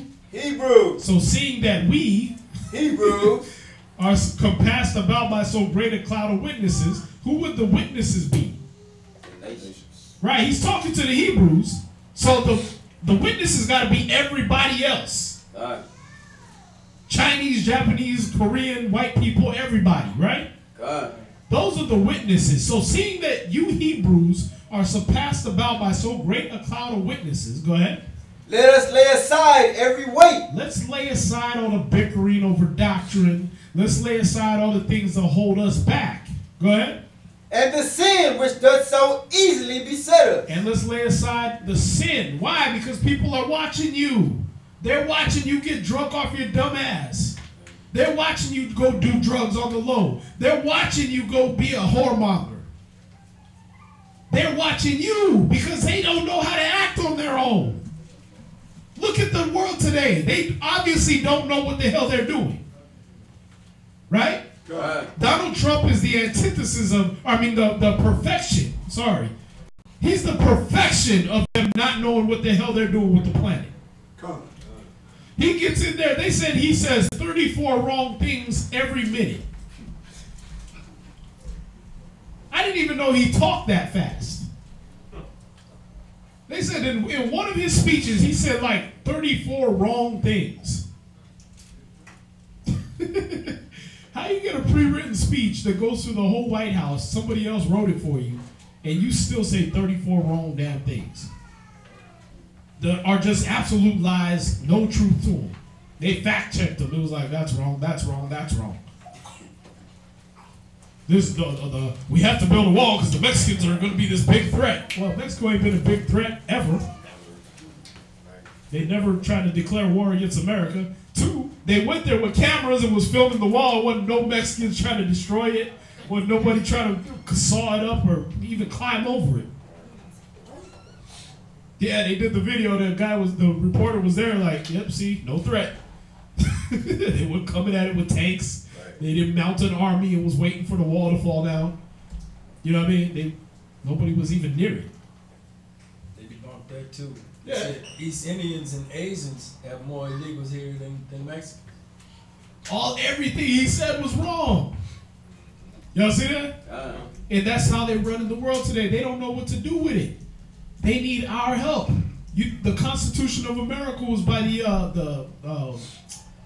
I keep forgetting the name. I think it was the Iroquois Indians. They had it first, and then the white man came and thought it was a good idea. And they based the whole government off of the way the Iroquois Indians lived before they even got here. While you was busy calling them savages. Y'all see that? But this is the thing, is they're looking for us to see what to do. That's why they dress like us. That's why every time you see them partying, whose music are they playing? Is it Billy Ray Cyrus they got bumping? Diamond, what's the name? Not Diamond Dallas Page, the other guy. They ain't bumping their stuff, man. They don't even bump their own music at their own parties, man. It's your music. They want to know what the black man is doing, what the Hispanic man is doing. They white women coming around with purses with fringes on it like, oh, look at this, it's Southwest style, nigga. No, it's not. That's Native American, the ones your daddy raped and killed. Might be made out of their skin. Because when you came over here, you was butt naked, poor, and hungry, and we fed y'all and taught y'all how to grow crops. We were here first. Y'all see that? They don't know what to do without us. They had to come all the way over here and visit some black Native American people to find out how to grow a potato. Do you know what it takes to grow a potato? You put it in water. That's it. You take a potato, you put it in a glass of water with some toothpicks in it, and leave. They didn't know how to do that. They need us. Y'all see that? The whole earth waits for the manifestation of the sons of God. That's you. Every one of them is a witness to what you're doing. They're all watching you. So are you going to come around them with a hoe mentality? Oh, I'm a hoe, so I'm trying to be you. I'm wearing the blonde wig and everything. I'm trying to get my blue eyes in next week for when my contacts come in. Or are you going to come around them with a king mentality and a princess mentality? Where they see some wisdom from you and they know how to live because you taught them. That's why you're worthless to them now. You don't teach them nothing. That's why they shoot you down in the streets, because you can't teach them nothing. They already learned and sucked all your culture away. They already took everything from you. So if you ain't teaching them nothing new, they don't know what to do with themselves. Meth is just like what? Old crack? Messed up the formula to crack and okay, well we'll take this. The black man ain't making us no new drugs. And when I say that, I mean we're the ones that knew cocaine was cocaine before them. That's right. You'd be like, yeah, it ain't us bringing it into the neighborhoods. Well, it was us cultivating it in Colombia. That's Asher. That's still niggas down there making the drugs that the white man goes and gets. You understand? Well, we don't bring the heroin in. Yeah, but we cultivate it over there in the Middle East, in the Fertile Crescent. We were growing those poppy seeds for some reason. Back in the day, that was a medicine. We knew it was medicine. The white man learned from us that that was medicine. You understand?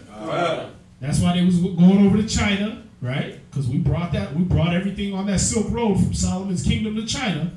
That's why that white man had to go to China and find out, oh, you guys smoke it. You call it opium? We've been had that. It was a medicine. Y'all see that?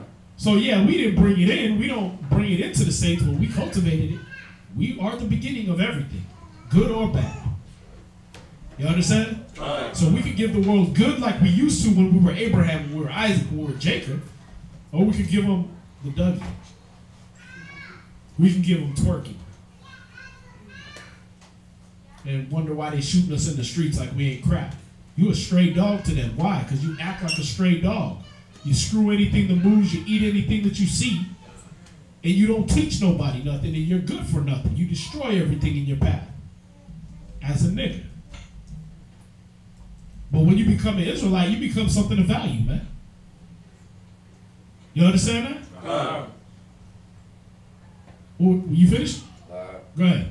And let us run with patience the race that is set before us. See, let's forget all the bickering, let's forget all the doctrine, debates, and all that stuff, and let's run with patience the race the Most High set before us.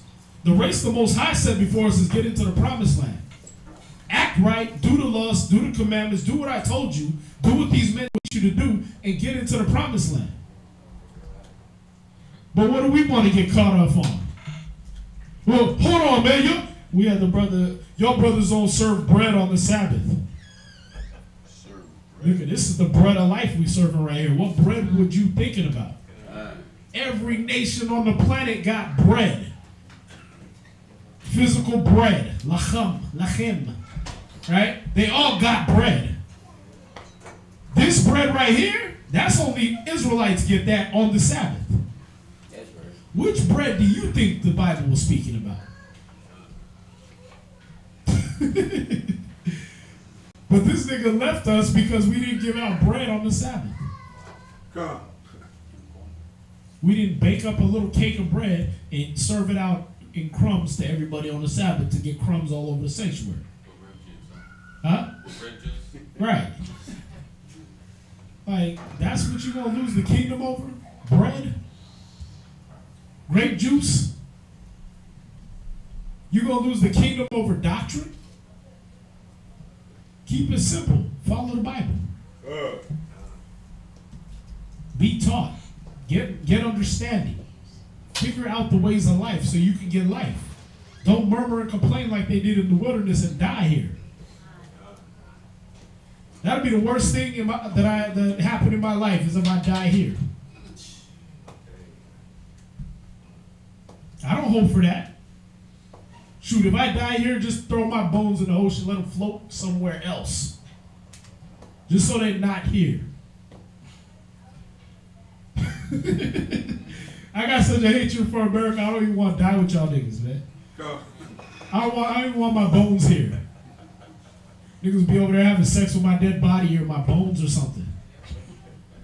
Like, just get me far away from here. Let a shark eat me and take me somewhere better. Poop me out somewhere better. Where we at, man? Judges chapter 4, verse 4. Yeah, we got to know we are surrounded by this cloud of witnesses, man. We are surrounded by these other nations, so we got to act accordingly, man. We got to act like the teachers of these other nations. We got to help them get their life together, man. We got to get them in order, not the other way around. All right? Go ahead. And Deborah, prophetess, the wife of Rephidim.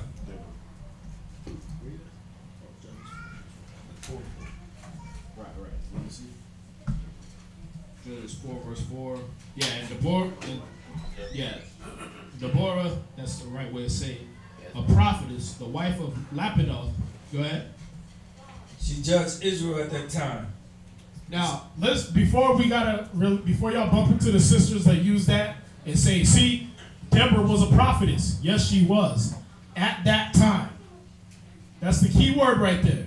Israel was so effeminate and so messed up, and the men were so gay as hell, that the tribe of Benjamin got killed down to 613 men because they was trying to be faggots.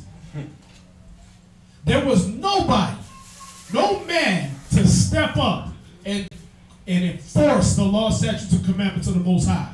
No man would do it. It said every man went according to what he felt at his time. You understand? So no, it was a lack of options that we had a woman have to rule over us, even in some respect. If there's a man in the room, if there's a man on Facebook, if there's a man in the congregation, if that man has the ability to teach, if he has proved himself as a teacher of the scriptures, that's the man that runs things. You understand? Regardless of what y'all, Deborah taught. Deborah, yeah. Why? Because at that time, every man had his damn nuts between his legs backwards. If you never seen what that looks like, watch Silence of the Lambs. Every man looked like he had a vagina at the time. Every man was acting like a damn punk and a faggot. You understand? So yes, he raised up Deborah to clown Israel and show us, listen, this is how bad you are. Every other nation got a king. You got a queen. Here you go. A woman is going to rule over you. Children are their oppressors, and women rule over them. That's what Deborah was about. You understand? Just like the 8-year-old king we had at a time, Asa. That was clowning us, man. Children rule over you. Y'all see that? That's like if I went to one of y'all houses and your kid was telling you what to do. I'll be like, yeah, I knew that nigga. I knew his mentality was off, but damn, his kid do the taxes? Damn.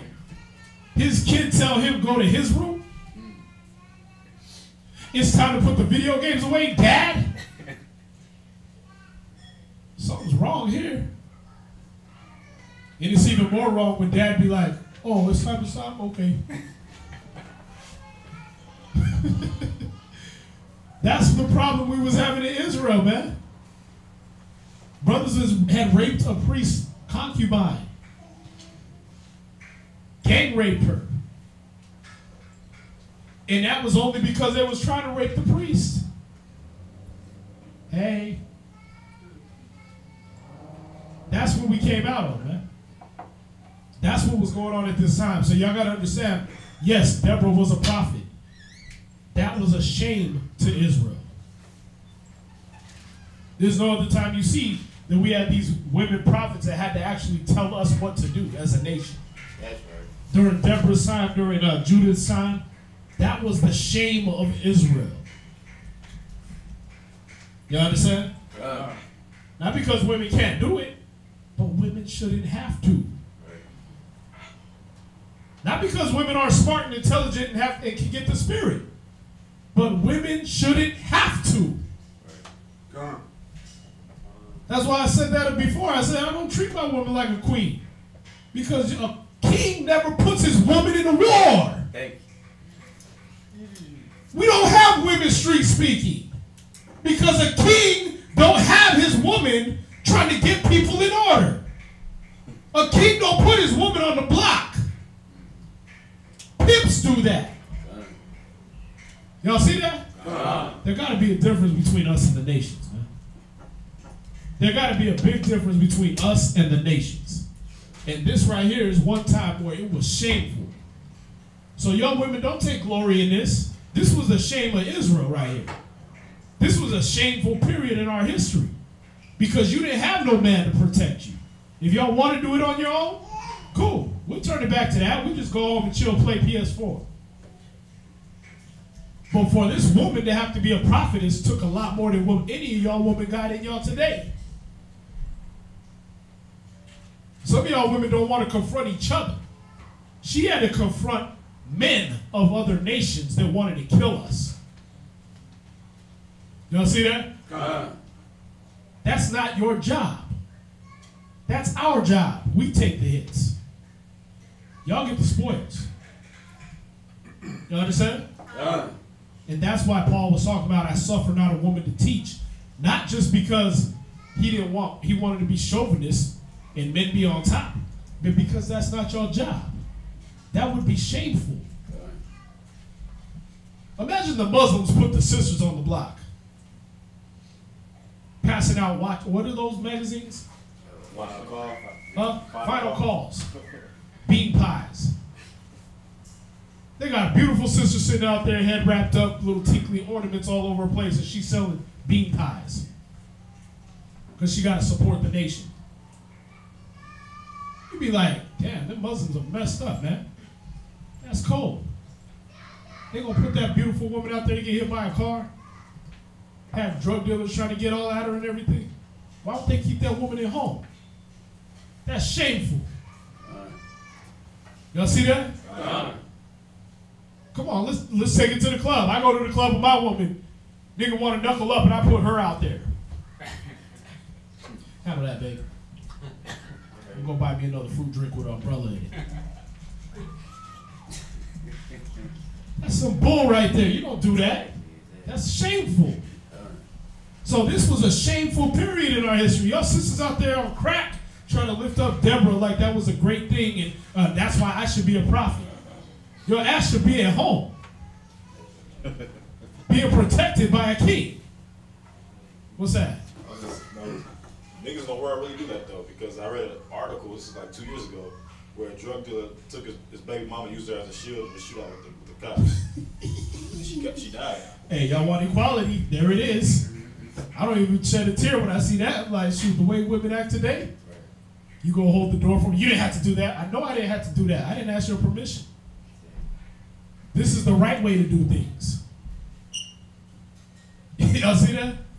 We didn't let our women's feet touch the ground. We didn't let the soles of their feet touch the ground. That didn't mean we carried them though. Yeah, we had servants for that. Somebody said that we didn't suffer our women to touch the ground. That means that the king was carrying his woman. I was like, no, that's not what it means. No, he carried her spiritually. Y'all understand? That's your job as a man. But no, this was a shameful period in our history, man. That's why you got to read the scriptures for what it says. It said, at that time. Y'all see that?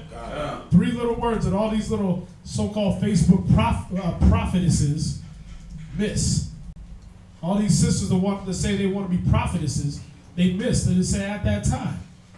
The Most High was clowning Israel at that time. Go ahead. 4 verse 4, 5. 4 and 5. And she dwelt under the palm tree with Deborah between Ramah and Bethel in Mount Ephraim. And the children of Israel came up to her for judgment. And she sent and called Barak, the son of Abinoam, out of Kadesh, Naphtali, and said unto him, hath not the Lord God of Israel commanded, saying, go and draw toward Mount Tabor, and take with thee 10,000 men of the children of Naphtali, and of the children of Zebulun. Right, see, the Most High was like, oh, y'all want to be like the nations around you? You want a ruler like the nations around you? Well, the Egyptians got a queen now. They got a woman running the show. So now the woman is calling the captain of the host, captain of the armies, telling him, hey, come over here. Come to me. I'm going to tell you what to do. That's shameful, man. You understand? Look how she talking to this guy. Like, come here. Didn't the Most High tell you to go get the armies and put them over here? Can you imagine going home and your woman start talking to you like that? Be like, wait, where am I? Hold on, let me check the numbers outside. This ain't the right house. You come in, your woman like, listen, I just bought a chicken at the store. You need to go ahead and cook that up real quick. What? Hey, didn't the Most High tell you you need to fast today? Like, why do you got to hear that from your woman? That would be a shame to your house. Y'all see that? It's out of order. 1 Corinthians 11, it gave you the order. So this was a shame at the time. I got to hammer this in because we'll get women to start sitting there throwing Deborah's name out there, and now they get to be prophetesses. Okay, if you're a prophetess, tell me the Bible cover to cover. Because any prophet had to give you the word of the Most High. Off top. All right? You don't get to read it. You should just be speaking it. Go ahead. Chapter 4, verse 7. And I will draw unto thee, the river, to the river, Kishon, Sisera, the captain of Jabin's army, with his chariots and his multitude.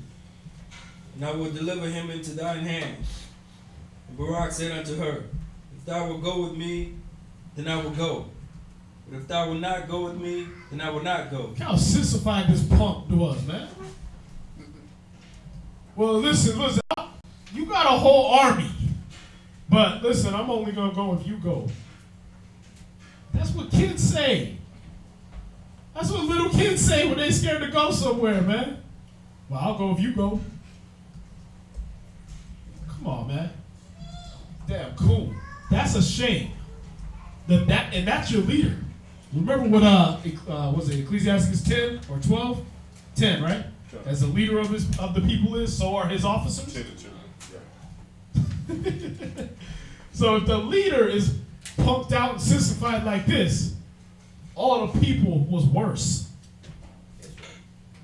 That was shameful moments in history for Israel. Go ahead. Verse 9. And she said, I will surely go with thee, notwithstanding the journey that thou takest shall not be for thine honor. See, she's even telling him, I'm going to go, but now you ain't going to get no honor for this. You're not going to get the glory of a king because you wouldn't go unless a woman came with you. The glory is supposed to go to the king. You see that? Not to the woman. Go ahead. For the Lord shall sell Sisera into the hand of a woman. See? She's telling him, you're not going to get no glory because you brought me with you. Because you was a punk and you wouldn't go unless I came with you. Because you was scared. Now the Most High going to deliver Sisera into the hands of a woman. Go ahead. And Deborah arose and went with Barak to Kadesh. And Barak called Zebulun and Naphtali to Kadesh. And he went up with 10,000 men at his feet. And Deborah went up with him. Now Heber the Kenite, which was of the children of Habab, the father-in-law of Moses, had severed himself from the Kenites and pitched his tent unto the plain of Zaanayim, which is by Kadesh. And they shewed Sisera that Barak, the son of Abinoam, was going up to the Mount Tabor. And Sisera gathered together all his chariots, even 900 chariots of iron, and all the people that were with him, from Harosheth to the Gentiles unto the river of Kishon. And Deborah said unto Barak, Up, for this is the day in which the Lord had delivered Sisera into thine hand. Is not the Lord going out before thee? So Barak went down from Mount Tabor, and 10,000 men after him. Right. He wouldn't even go unless she gave him the say-so. But why would I have to tell a commander, hey, it's time to get up and go? You're the commander of the army. You're supposed to already see the layout and be like, okay, I got this plotted out. We're going to hit him from this way at this time, with this many men. She had to tell him, look, come on, go down there and fight. You got it. You can do it. Come on, man. That's shameful. A woman shouldn't even have no place at the war. We used to leave our women at home, safe with the children. That's right. Go ahead. And the Lord discomfited Sisera and all his chariots and all his hosts with the edge of the sword before Barak, so that Sisera lighted down off his chariot and fled away on his feet. But Barak pursued after the chariot and after the host unto Harosheth of the Gentiles. And all the hosts of Sisera fell upon the edge of the sword, and there was not a man left. Howbeit Sisera fled away on his feet to the tent of Jael, the wife of Heber the Kenite. For there was peace between Jabin, the king of Hazar, and the house of Heber the Kenite. And Jael went out to meet Sisera and said unto him, Turn in, my lord, turn in to me, fear not. And when he had turned in... Remember, she's from the nation of people that come from Moses' father-in-law. So Moses' father-in-law was helping him out when they got out of the wilderness, right? Ruel, right? He was helping them out. He was helping the Israelites out. So when he found out that those people that he was living with was going to war with the Israelites, he was like, nah, I ain't with y'all on this. So his wife, this nigga flees to that man's wife's tent. Out of all the people he could flee to, he ends up at that man's wife's house. Y'all see that? Well, that man in his whole house is separated from the people you were safe with. So whose side is he on? He's on Israel's side. That's right. Y'all see that? Go ahead. Where you at? I'm at 18. And when he had turned in unto her into the tent, she covered him with a mantle. Right, so we got the next reader coming up. Any questions?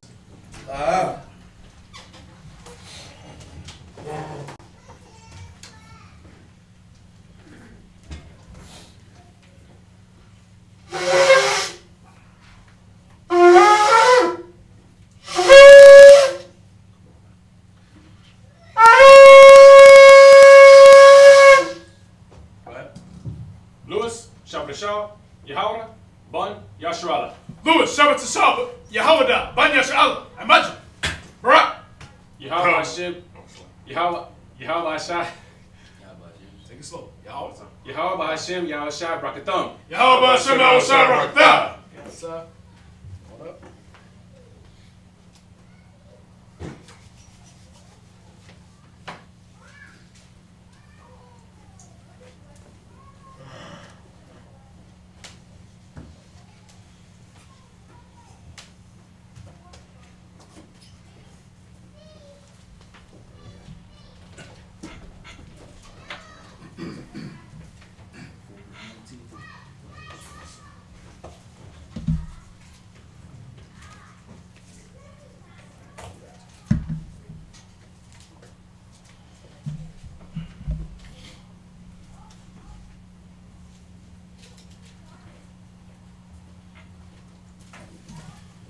So we're Judges chapter 4, verse 19.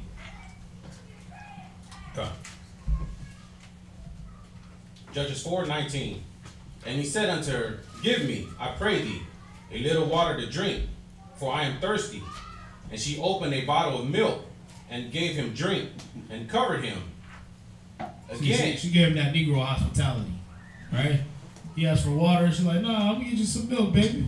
Put your ass right to sleep." Put you to bed. Good. Again, he said unto her, Stand in the door of the tent, and it shall be, when any man doth come and inquire of thee, and say, Is there any man here? That thou shalt say no. Then Jael, Eber's wife, took a nail of the tent, and took an hammer in the hand, and went softly unto him, and smote the nail into his temples, and fastened it into the ground, for he was fast asleep and weary. All right, so when y'all bring up Deborah, this is the kind of mentality you better be able to have. You better be ready to grab that tent spike. You know, you ask his sisters that want to be prophetesses. Okay, cool. Can you take your thumb and stick it through a man's eyeball? Because our prophets weren't just teaching the Bible. They weren't just Bible thumpers, man. They were warriors. They were ready to die for the truth. Sisters don't even want to go over another sister's house for the truth. You be like, serve food at the Passover. All the air come out. Like, damn, Jael was putting tent spikes through people. Deborah was running the whole army. And you can't make a meal for your husband? You can't break down a scripture, but you want to be a prophetess? Don't let me hear Deborah's name come out your mouth if you can't break down the color of Christ. If you can't give me the 10 scriptures to break down Christ's color, don't let me hear Deborah's name come out your damn mouth. I done tested them. I done talked to some of these little Facebook prophetesses, the so-called and everything. You like, oh yeah, you know how to break down the color of Christ? Well, I know it's some in Revelations. You ain't a prophetess. Because you don't know how to prophesy. That's the whole definition of the damn word. Y'all see that? You got to be able to teach. Some of y'all don't even teach yourself. You want to throw out Deborah's name, and we just taught you how to maintain your vaginal area. We just taught you how to stop sleeping with another man that's outside of your marriage. You don't get to talk about Deborah. You don't get to talk about Deborah until you learn about Christ. Y'all see that? Go ahead. So he died, and behold, as Barak pursued Sisera, Jael came out to meet him, and said unto him, Come, and I will show thee the man whom thou seekest. And when he came into her tent, behold, Sisera lay dead, and the nail was in his temples. So God subdued on that day Jabin, the king of Canaan, before the children of Israel. And the hand of the children of Israel prospered and prevailed against Jabin, the king of Canaan, until he had destroyed Jabin, the king of Canaan.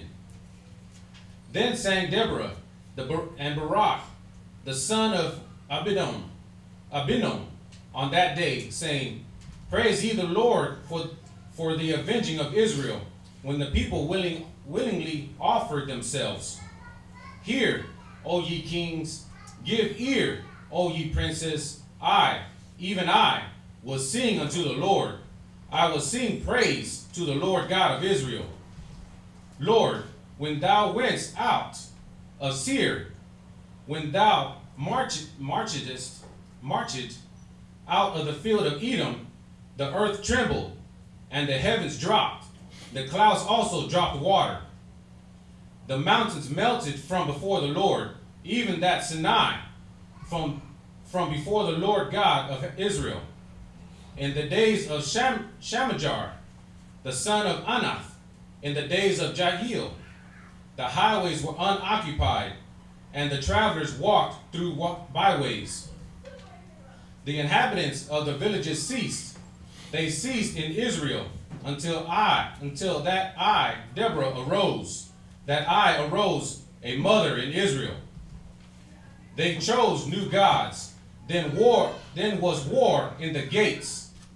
There was a shield or spear seen among 40,000 in Israel. My heart is toward the governors of Israel, that offer themselves willingly among the people.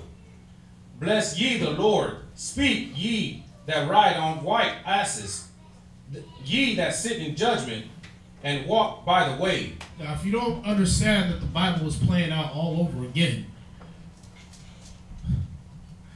what was your Lord and Savior's name in the last presidential election, according to Jamie Foxx? Barack the punk with a transvestite wife, Obama, who was gay. So at this time, we had a punk faggot leading us named Barak.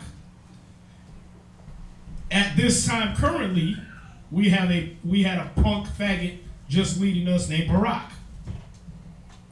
See, they wanted to compare his name to the name in the Bible, but they didn't get the backstory. Now they all shocked that he was a punk and a faggot. He was signing bestiality into law and gay marriage. They're shocked about this, but Barak in the Bible, who he's named after, was a punk and a faggot. He let his woman run the whole thing. Y'all see that? History repeats itself, man. We just read Exodus. Same things that are going on today. We're reading in Judges. The same things that are going on today. What's about to happen? Same thing that happened back then. It's going to be the end of their time. I was going to ask too, so I was assuming that verses 4 and 5 would be a future prophecy, just like 11. It was like for that time, it's also a future prophecy. Read verse 4. Lord, when thou wentest out of Seir, when thou marchest out of the field of Edom, the earth trembled, and the heavens dropped. Amen. And that's exactly how it's going to go down. When Christ marches out of Edom, This Edomite kingdom, the heavens gonna drop.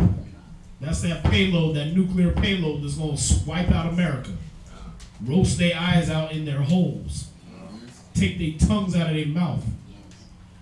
You understand? When Christ marches out of Edom, that's what's gonna happen. That's a prophecy. Yes, she was a prophetess.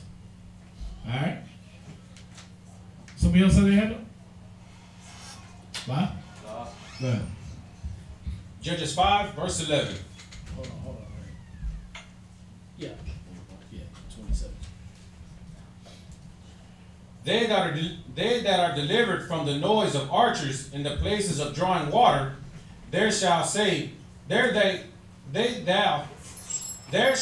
rehearse the righteous acts of the Lord. So what that's talking about, we break this down many times. When the places of drawing water, that's here. The water is the spirit. St. John 7, verse 38 and 39. That's what he spoke of the spirit. When you're delivered from the places of drawing water, from these schools, you're going to be delivered from out of here as we go back to our promised land. He said in those places they're going to rehearse the righteous acts. Well, you're going to be delivered from the noise of the archers. Excuse me, I said that wrong. Those that are delivered from the noise of the archers, that's war. That's death and destruction. Those that are delivered from that, the people shooting out in the streets, the archers, and they're going to be in the places of drawing water. They're going to be in the schools. In those schools, you're going to rehearse the righteous acts. So yeah, why are we celebrating Passover, Feast of Tabernacles, Feast of Dedication, Hanukkah? Why are we doing that? We're rehearsing the righteous acts in the places of drawing water because we've been delivered from the death and destruction. Go ahead. Even the righteous acts towards the inhabitants of his villages in Israel. Then shall the people of the Lord go down to the gates. Awake, awake, Deborah. Awake, awake, utter a song. Arise, Barak, and lead thy captivity captive, thou son of Obinum. Then he made him that remaineth have dominion over the nobles among the people. Excuse me. The Lord made me have dominion over the mighty. Out of Ephraim was there a root of them against Amalek.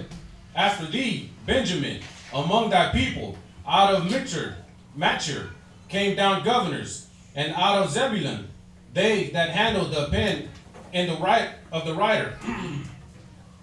And the princes of Issachar were with Deborah, even Issachar, and also Barak. He was sent on foot into the valley. For the divisions of Reuben there were great thoughts of heart. Why abodest thou among the sheepfolds, to hear the bleating of the flocks? For the division of Reuben there were great searchings of the heart. Gilead abode beyond Jordan. And why did Dan remain in ships? Asher continued on the seashore and abode in his breaches. Zebulun and Naphtali were a people that jeoparded their lives unto the death in the high places of the field. The kings came and fought. Then fought the kings of Canaan in Tanakh by the waters of Megiddo. They took no gain of money. They fought from heaven. The stars in their courses fought against Sisera. Right, now did the actual stars come from heaven and fight against Sisera? That was Israel that was fighting against him, right? So when you see the stars, sometimes that's referring, that's a precept right there showing you how to define what the stars were talking about. So when you get to Revelation and you see that it said a third of the stars or 2/3 of the stars are going to fall from heaven, that's 2/3 of Israel getting cut off. You understand? That's not the actual stars. That's what the white man looking for. They're waiting for the stars to fall out of the sky and hit the ground. But Jeremiah 31:35 told you the stars ain't never going to fall. Y'all see that? So they're waiting for something that's never set to happen. The stars he's talking about is 2/3 of Israel being cut down. Y'all get that? 2/3 of the world's forces being cut down.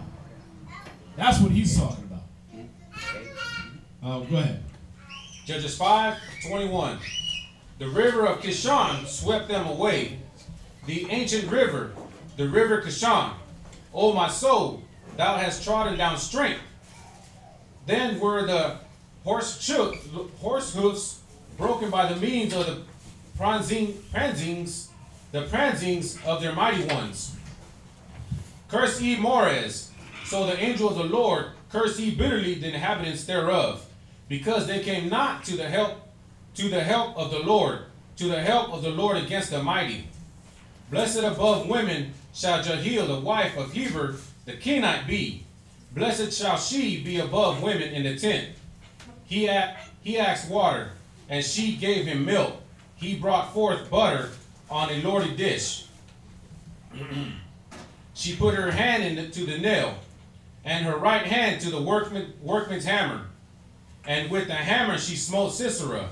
She smote off his head, when she had pierced the stricken through his temples. After her feet he bowed, he fell, he lay down. At her feet he bowed, he fell where he bowed. Then he fell down dead. That's it, right? All right, any questions? What's that? Verse 16 and 17, where it says, why abidest thou among the sheepfolds to hear the bleating of the flocks? What is that pertaining to? Verse 15. Verse 16, sorry. It's pertaining to verse 15. Oh, okay. And the princes of Issachar were with Deborah, even Issachar. Remember, this is a psalm. They're replaying the events as they happen, right?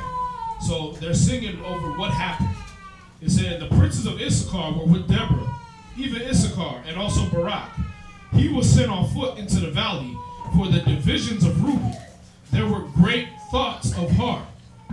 Why abodest thou among the sheepfolds? So Reuben didn't come help. Y'all see that? Remember, this was a shameful time in Israelite history. This is where a woman had to tell the commander of the army what to do, and where Reuben didn't come to help. There was too much division in Israel. You understand? So that's what they're asking. Why are you sitting by the flocks? I said, for the divisions of Reuben, there were great searchings of heart. Everybody was asking, where's Reuben at? They back with the sheep. Y'all see that? You said verse 16 and 17? It kind of pretty much the same thing. Why Gilead abode beyond Jordan, and why Dan stayed in the ship. Yeah, the people of Gilead, they was back in Jordan. Dan was fishing. They was gone fishing, man. Oh, sorry, I can't go to war with y'all, man. I'm fishing. That's your nation. This was a shameful time in Israelite history. I gotta write that one down. Where's that one at? Because I hear that one a lot. Judges 5. Yeah, Judges 5, verse 16 to 17. It says, Zebulun and Naphtali were people that jeoparded their lives unto the death in the high places of the field. See that? So they was fighting. She's going through the nations that did fight and the ones that didn't fight. But it's also, remember, she's a prophetess. This is future prophecy. So when you're reading about what Dan and Naphtali and all that, that's what they're going to be doing in the future too. This is giving you their geographic locations in the earth. All right? Somebody else had their hand up? I was wondering, why is it seen as a shameful way when verse 7, chapter 5, verse 7, it says that Deborah was seen as a martyr. What chapter 5, verse 7? 5, verse 7. In Judges?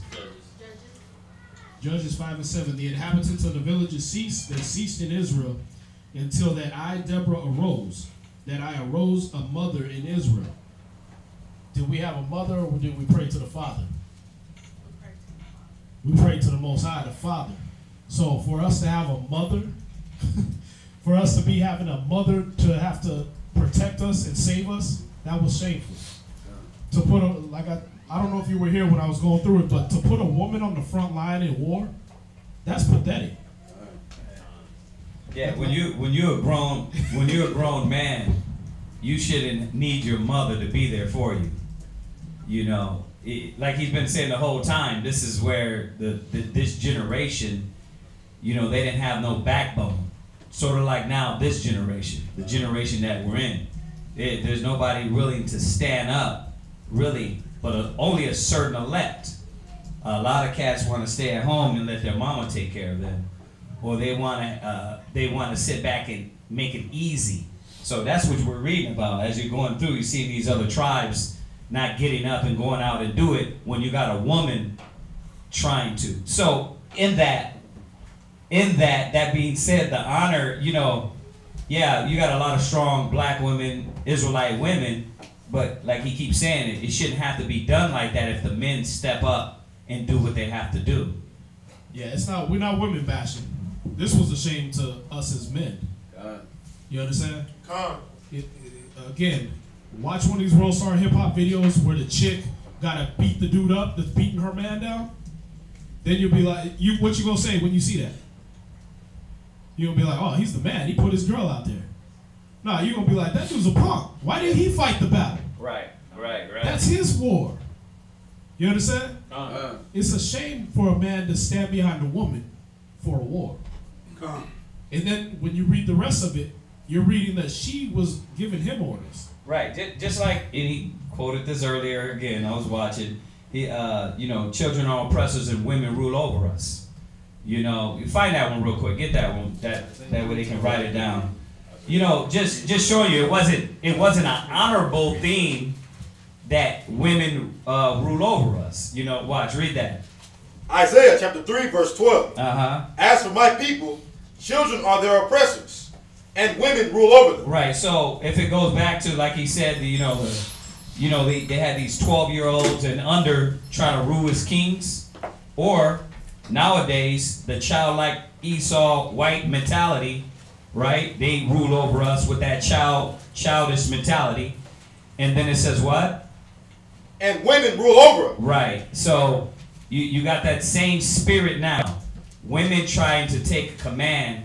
I like that you brought that out because I heard about that too. That there was some sisters trying to street speak and go out there and do that. It's like, you know, but that's that mother mentality that the women, that they don't understand that's you're falling out of order. You're not supposed to be doing that. You're supposed to fall back in line. The scripture, Corinthians says, God, Christ, man, woman, and then of course the children runs under that. So it's these things we're not understanding that is going to set the nation back in order. See, because this agenda of the woman is liberated when she has control or steps out of order. It's give you mixed feelings and influence you to think that, well, it's empowering to put her in a position outside of what she's supposed to stand in. Yeah, like why isn't it liberating that she gets to stay home and not have to go work? Right. Why isn't that liberating? Right. Why isn't it liberating she gets to teach her kids their own culture? Right, like the women in Iraq and all that, you know, they would be driven around, but they keep putting in their head, no, it's better if you drive. Like, who of us doesn't want a driver? You know what I mean? Like, not an Uber where you pay $13 to go up the street. I'm talking about who doesn't want a driver, but that's the mentality is, I'm going to take you out of your order and make you think you're independent because you can drive. When it's better for us to be driven around. So, yeah. They even said this about the feminist movement, just so y'all know this. And there was a white woman that said it. She said I forgot who, I think it was it Hoover? One of them.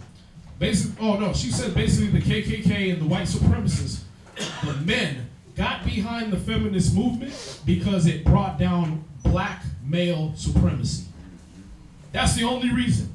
They didn't get behind it because they wanted their woman to get to walk around with no bra on and to be able to boss them around and become workers. How do you know? Because 50, 60 years later, the women still get paid less than the men. White woman even.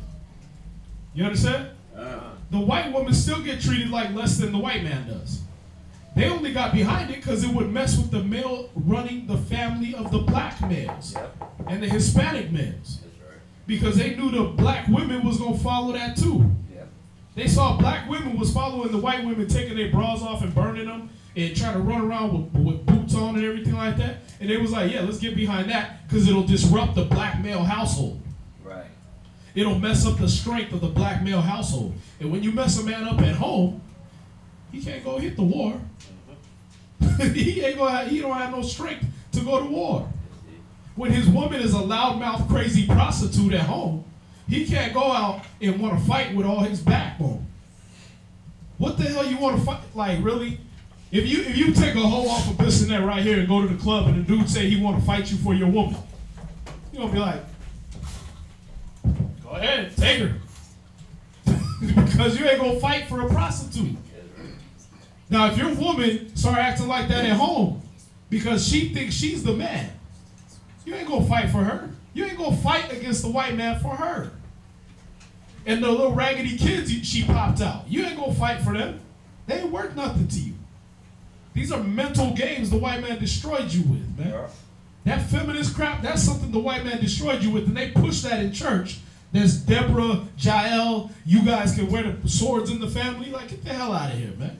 Yeah. I'll be damned if somebody make a noise at my door at night and I'm going to send my woman downstairs to check the door.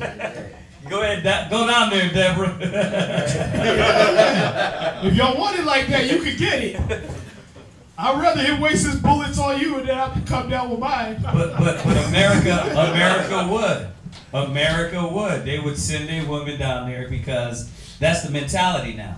And it's getting extreme now. Yeah.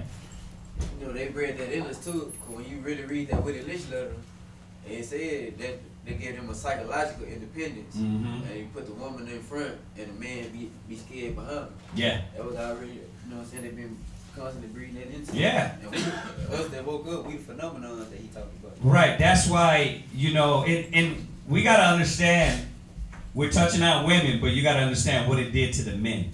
Same thing. It broke the man down. Like, why do you think brothers, think about it. How many of y'all signed the Hebrew Academy thing? How many of y'all stick to it? How many of y'all ready to go to war? You see what I'm saying? You got, but look at, not a lot. You know, we are, bro, look at Israelites, all the schools. That's a small portion of how many men are faggots, sellouts, mama's boys. We're only a small elect chosen. You see what I'm saying?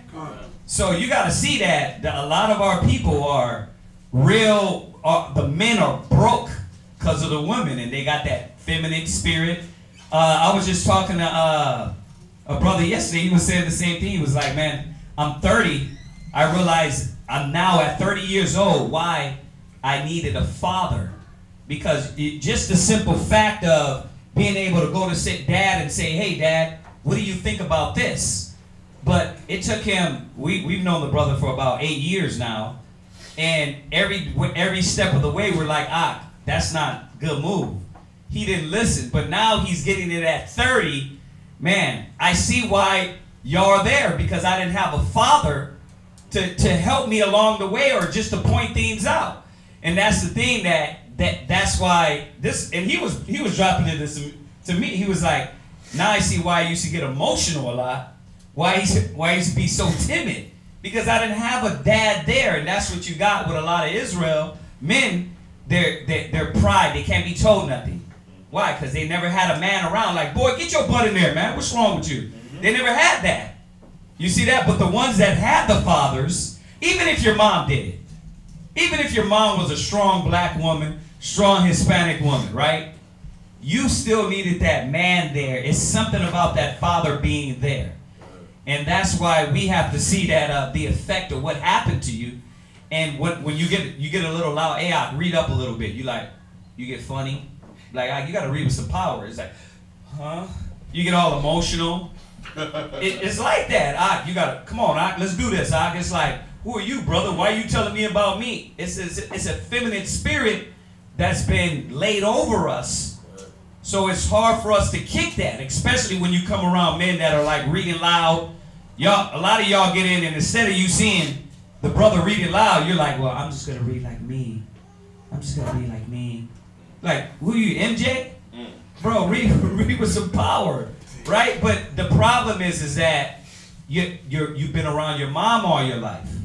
Your mom's been your influence. So you got to see, man, this whole agenda, man, is really to feminize the black man all the way to you walking around like Magic Johnson's son. And then when they get you there with a Michael Kors bag and some lipsticks, then they're like, okay, one down, 104,000 to go. Now the woman got to come next. Right, exactly. You know, here's the thing for y'all women that like, okay, well, I'm going to wear the pants in the family. Here's what they did. They moved the man out the way, right? Because that's the threat. Physically, that's the threat, right? That's why they shoot them even if they're 12 years old. They scared. We look like the damn Incredible Hulk to them. But when you get up there with your combat boots on and you got your breasts taped down and you're wearing your sports bra and you think you're a man now, all they do is hit you right in the face and stomp right over you. Because just face it, sisters. If you caught in a burning building, right, and you got a fireman that's coming up to come and rescue you, do you want the 98-pound white girl that thinks she's a man, or do you want the 250-pound man that been lifting trucks on the weekend? Right. See, but what it is they gave him MMA, they gave him injections, so now they're thinking like, no, a woman can be strongest as a man. Man, and y'all heard about the transvestite?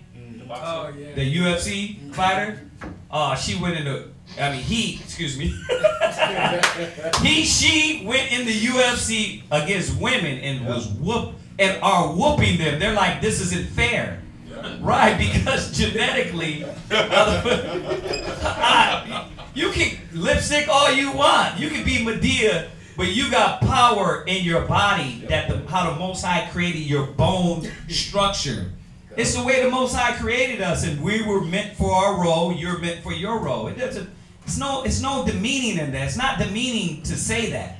It's just the way the Most High created us and for the order of things. And that's why he says the whole earth is out of course.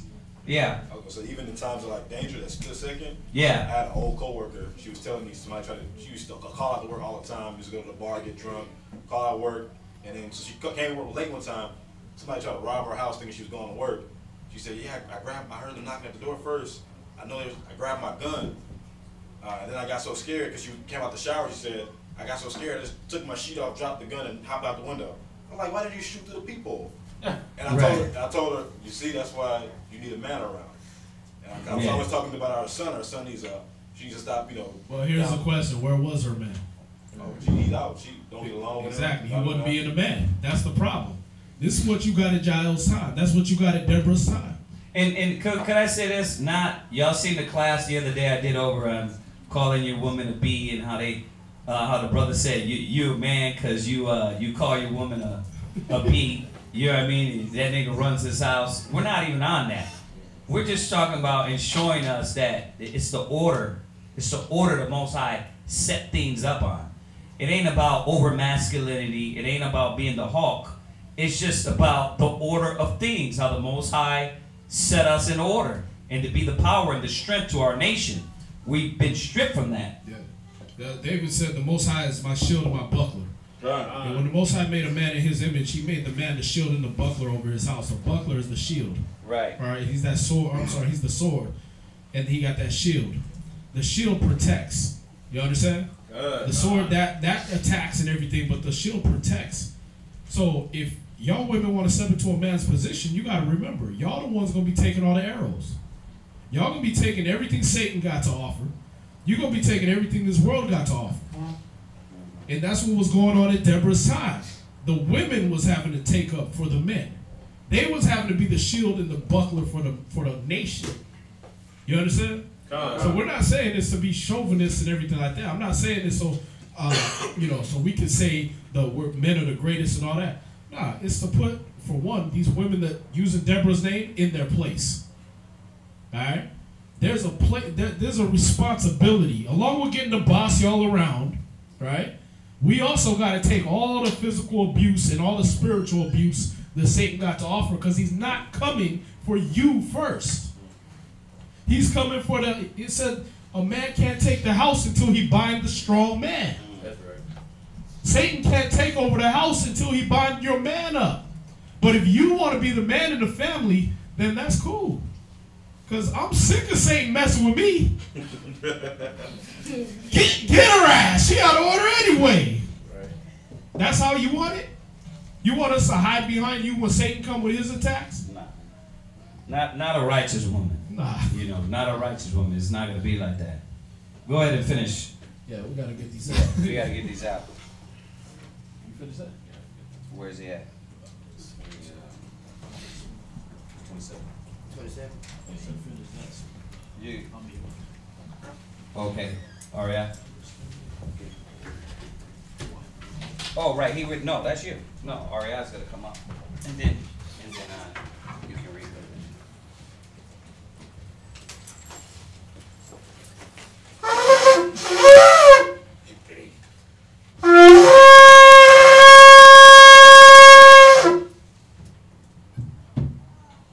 Ariama 1, Shabbat Tashah, Yehoiada, Bun Yasharallah. Ariama 1, Shabbat Tashah, Yehoiada, Ban Yasharallah, Imagine. Barak. Yehovah Shemi al-Shad Rakatah. Yehovah Shemi al-Shad Rakatah.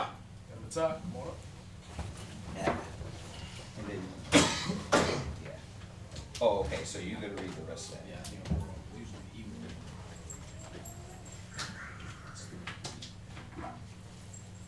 Right. This is the same. Oh, okay. So you do it like this. Well, it don't matter. It don't.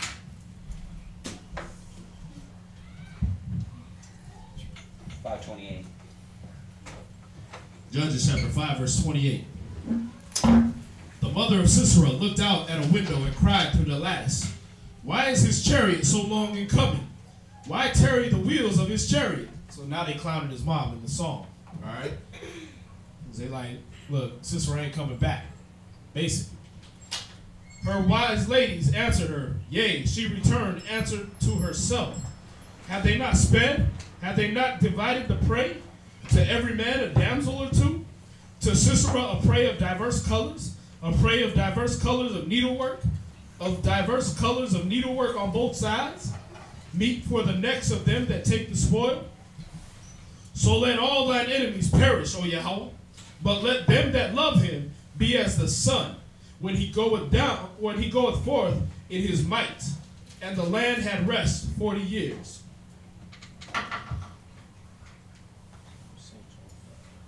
So we're going to St. John chapter 6, verse 15. We're going to read through verse 43. Let me know when y'all got it.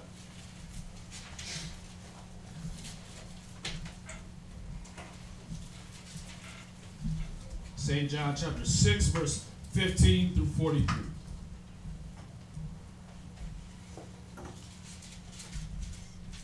When Yahushua therefore perceived that they would come and take him by force to make him a king, he departed again into a mountain himself alone. Why is this important? We just read in Exodus how they would treat Moses. This mentality never left Israel. They never depended on the Most High no matter what they saw. Man. No matter how many signs he showed them that it was him doing the work, him doing the miracles, they still was trying to grab a man up to be king. Y'all see that? But the reason to say he departed away from them because he wasn't going to sit on the throne of King David. That's what Jeconiah got promised to him. Jeconiah got promised that because of how wicked he was, there wasn't a man of his lineage that was going to sit on the throne of David. So Christ couldn't have been anointed as a physical king over Israel. He was their spiritual king. You understand? He couldn't have been put as the king at that time. It wouldn't have even made sense. They had Herod. But this is the things you got to see throughout the history of the scriptures, that Israel never changed that mentality. They wanted a man they could see and touch. Y'all see that? They wanted a man they could blame everything on when things was going rough and then call on him, and if it didn't work out, well, we'll blame that man. They didn't want to have to be the Most High because they saw what the Most High's power was. And you can't talk. When the Most High say, okay, do this, you can't talk against him. You know he got power, but if it's a man, he'd be like, I don't got to do what a man say. That's why it said they didn't do what Moses said when he was giving them the instructions on the manna, right? They didn't regard Moses. Why? Because he's just a man. I ain't got to listen to him. But that's why they wanted him. They wanted a king instead of the Most High. Y'all get that? Where we at? 16. Verse 16. And when even was now come, his disciples went down into the sea, and entered into a ship, and went over the sea toward Capernaum. And it was now dark, and Jesus was not come to them. And the sea arose by reason of a great wind that blew. So when they had rowed about 25 or 30 furlongs, they see Yahushua walking on the sea, and drawing nigh unto the ship. And they were afraid. And he said unto them, It is I, be not afraid. Then they willingly received him into the ship, and immediately the ship was at the land whither they went. The day following, when the people which stood on the other side of the sea saw that there was none other boat there, save that one whereunto his disciples were entered, and that Yahushua went not with his disciples into the boat, but that his disciples were gone away alone. Howbeit there came other boats from Tiberias nigh unto the place where they did eat bread. After that the Lord had given thanks. When the people therefore saw that Yahushua was not there, neither his disciples, they also took shipping and came to Capernaum, seeking for Yahushua. And when they had found him on the other side of the sea, they said unto him, Rabbi, when camest thou hither? So they didn't know how he got there, because they had taken one ship, and Yahushua wasn't on it. When they got to the other side, Yahushua and the disciples were over there. So they didn't understand how he got there. So this is another miracle that you're seeing right here. What verse? 26. Yahushua answered them and said, Verily, verily, I say unto you, you seek me, not because you saw the miracles, but because you did eat of the loaves and were filled. And we went over this. I used this one the other day, just to show that the intentions of these individuals, you see it wasn't like the intentions of the 12 apostles. There were certain cats that come around only for the carnal things. You know, and this is, you can see the warning here too. The Most High is showing us, don't come around just for the carnal things. It got to be more than the carnal. Oh, I'm getting the camaraderie. That's good. The brotherhood is good. The unity is good. But are you coming around for the spiritual check, the spiritual correction, the spiritual change? That's the problem with Israel. When you go back to the wilderness and what you just read, was that Israel was all carnal minded. It wasn't about the things that was going to heal them and correct them and build them spiritually. It was about the fictitious, I want to feel right within myself. I keep bringing it out about the Pharisees and the Sadducees. Pharisees, their problem was what? They always wanted to clean the outside of the cup, but never the inside. They always wanted to look one way, but spiritually not clean up their mind and their conscience and their conceit in the way they thought. I was going to say, as you were saying, that was like when Moses' time came, they was asking him for what? Bread, food, water, right? They should have been asking him how to go up to Mount Sinai. Moses, who was you up there talking to? The Most High. Teach me how to get up there. How can I go up and talk to the Most High? But they actually told Moses, when you read on, like, we don't want to go up there. we need a king like the other nations. That's what they started telling Samuel. We want a king like the other nations. They eventually got to where they didn't even want to deal with the man of the Most High and hear his words. Y'all see that? And that's why Christ is checking them on the same thing. Y'all like your fathers in the wilderness, man. You didn't come to me because you saw the miracles and you want to learn how to do that? You want to learn for yourself how to become righteous? You want bread and fish, man. You want me to feed you again. You hungry, and so you want the carnal. That's all you want me to be king. That's all they wanted from Moses, and that's all they wanted from Christ. Mm-hmm. And now, just throwing in this point to show that this is how we shouldn't be. And then 2, you have to see that there's going to be people like that among you. that everybody ain't going to be sincere. Everybody ain't going to be geared towards really learning and to do the works of the Most High. They're just coming for their reason. So you got to see this. This is written. Y'all get this?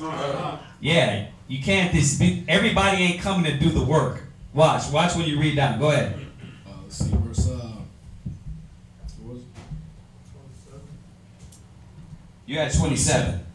Labor not for the meat which perisheth, but for that meat which endureth unto everlasting life, which the Son of Man shall give unto you. For him hath the Most High the Father sealed. Then said they unto him, What shall we do that we might work the works of the Most High? See, they finally got it. Let me try to work those works. Let me do that. Yahushua answered and said unto them, This is the work of the Most High, that you believe on him who he has sent. They said therefore unto him, What sign showest thou then, that we may see and believe you? What doest thou work? That means that they didn't see all the signs, because they've been coming around. Remember, they just asked, they were just looking for Yahushua. So they know he was moving from this place to that place, and he was moving around with the apostles. So they already knew who they were dealing with. But that means that all the things that Yahushua was already doing, they could not see, because they were carnal-minded. They were looking for the carnal things instead of the spiritual. Now, relate that to today.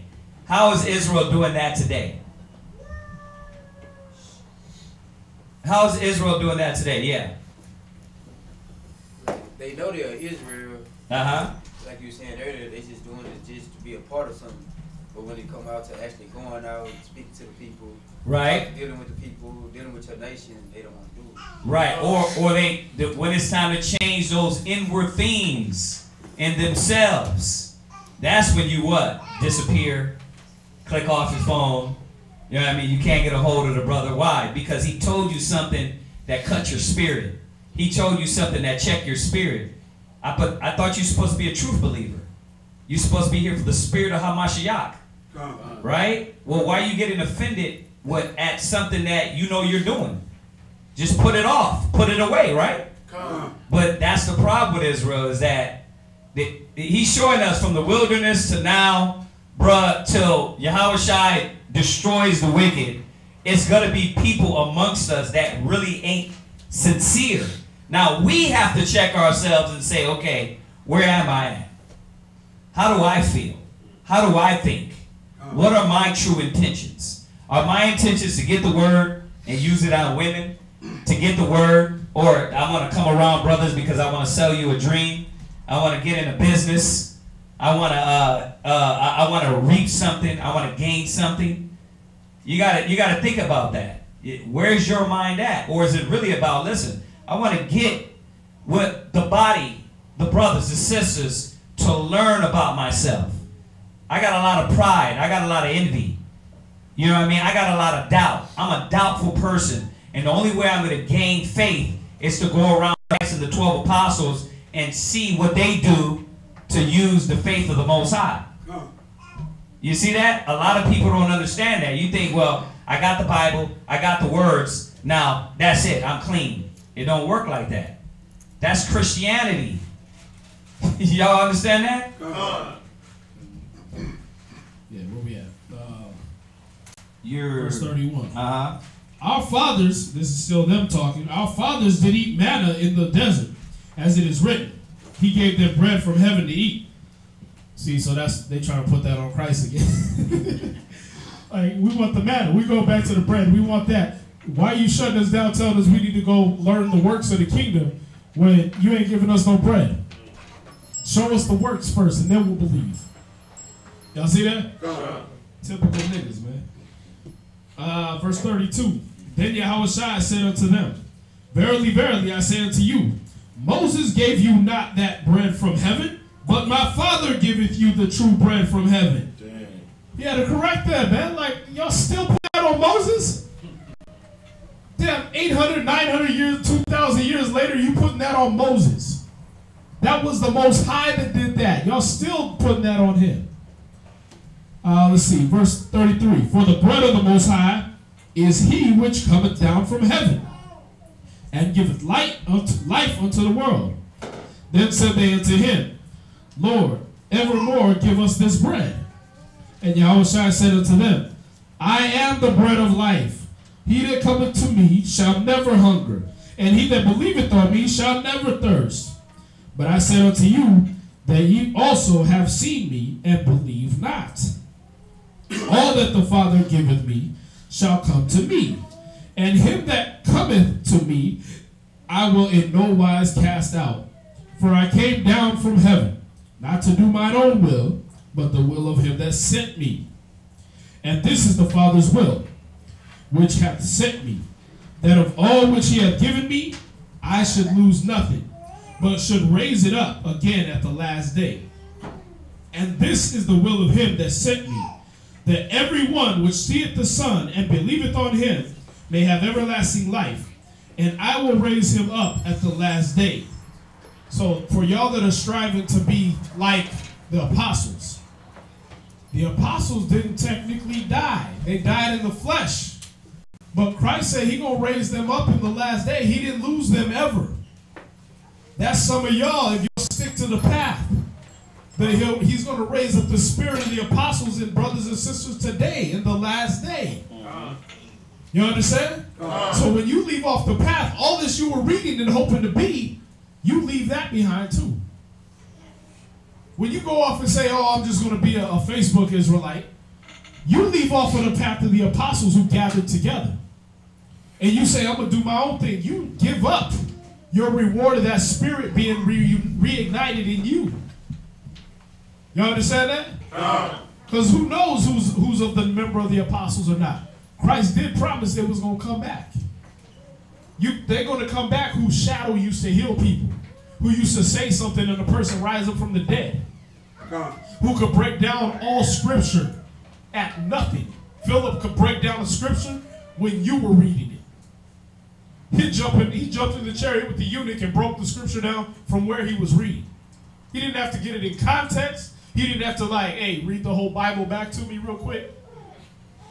Oh, hey, what scripture you at? Nah, as soon as he read, he's like, that's Christ, man. Let me tell you about Christ. You understand? These are the people you could be aspiring to have their spirit come back in your flesh.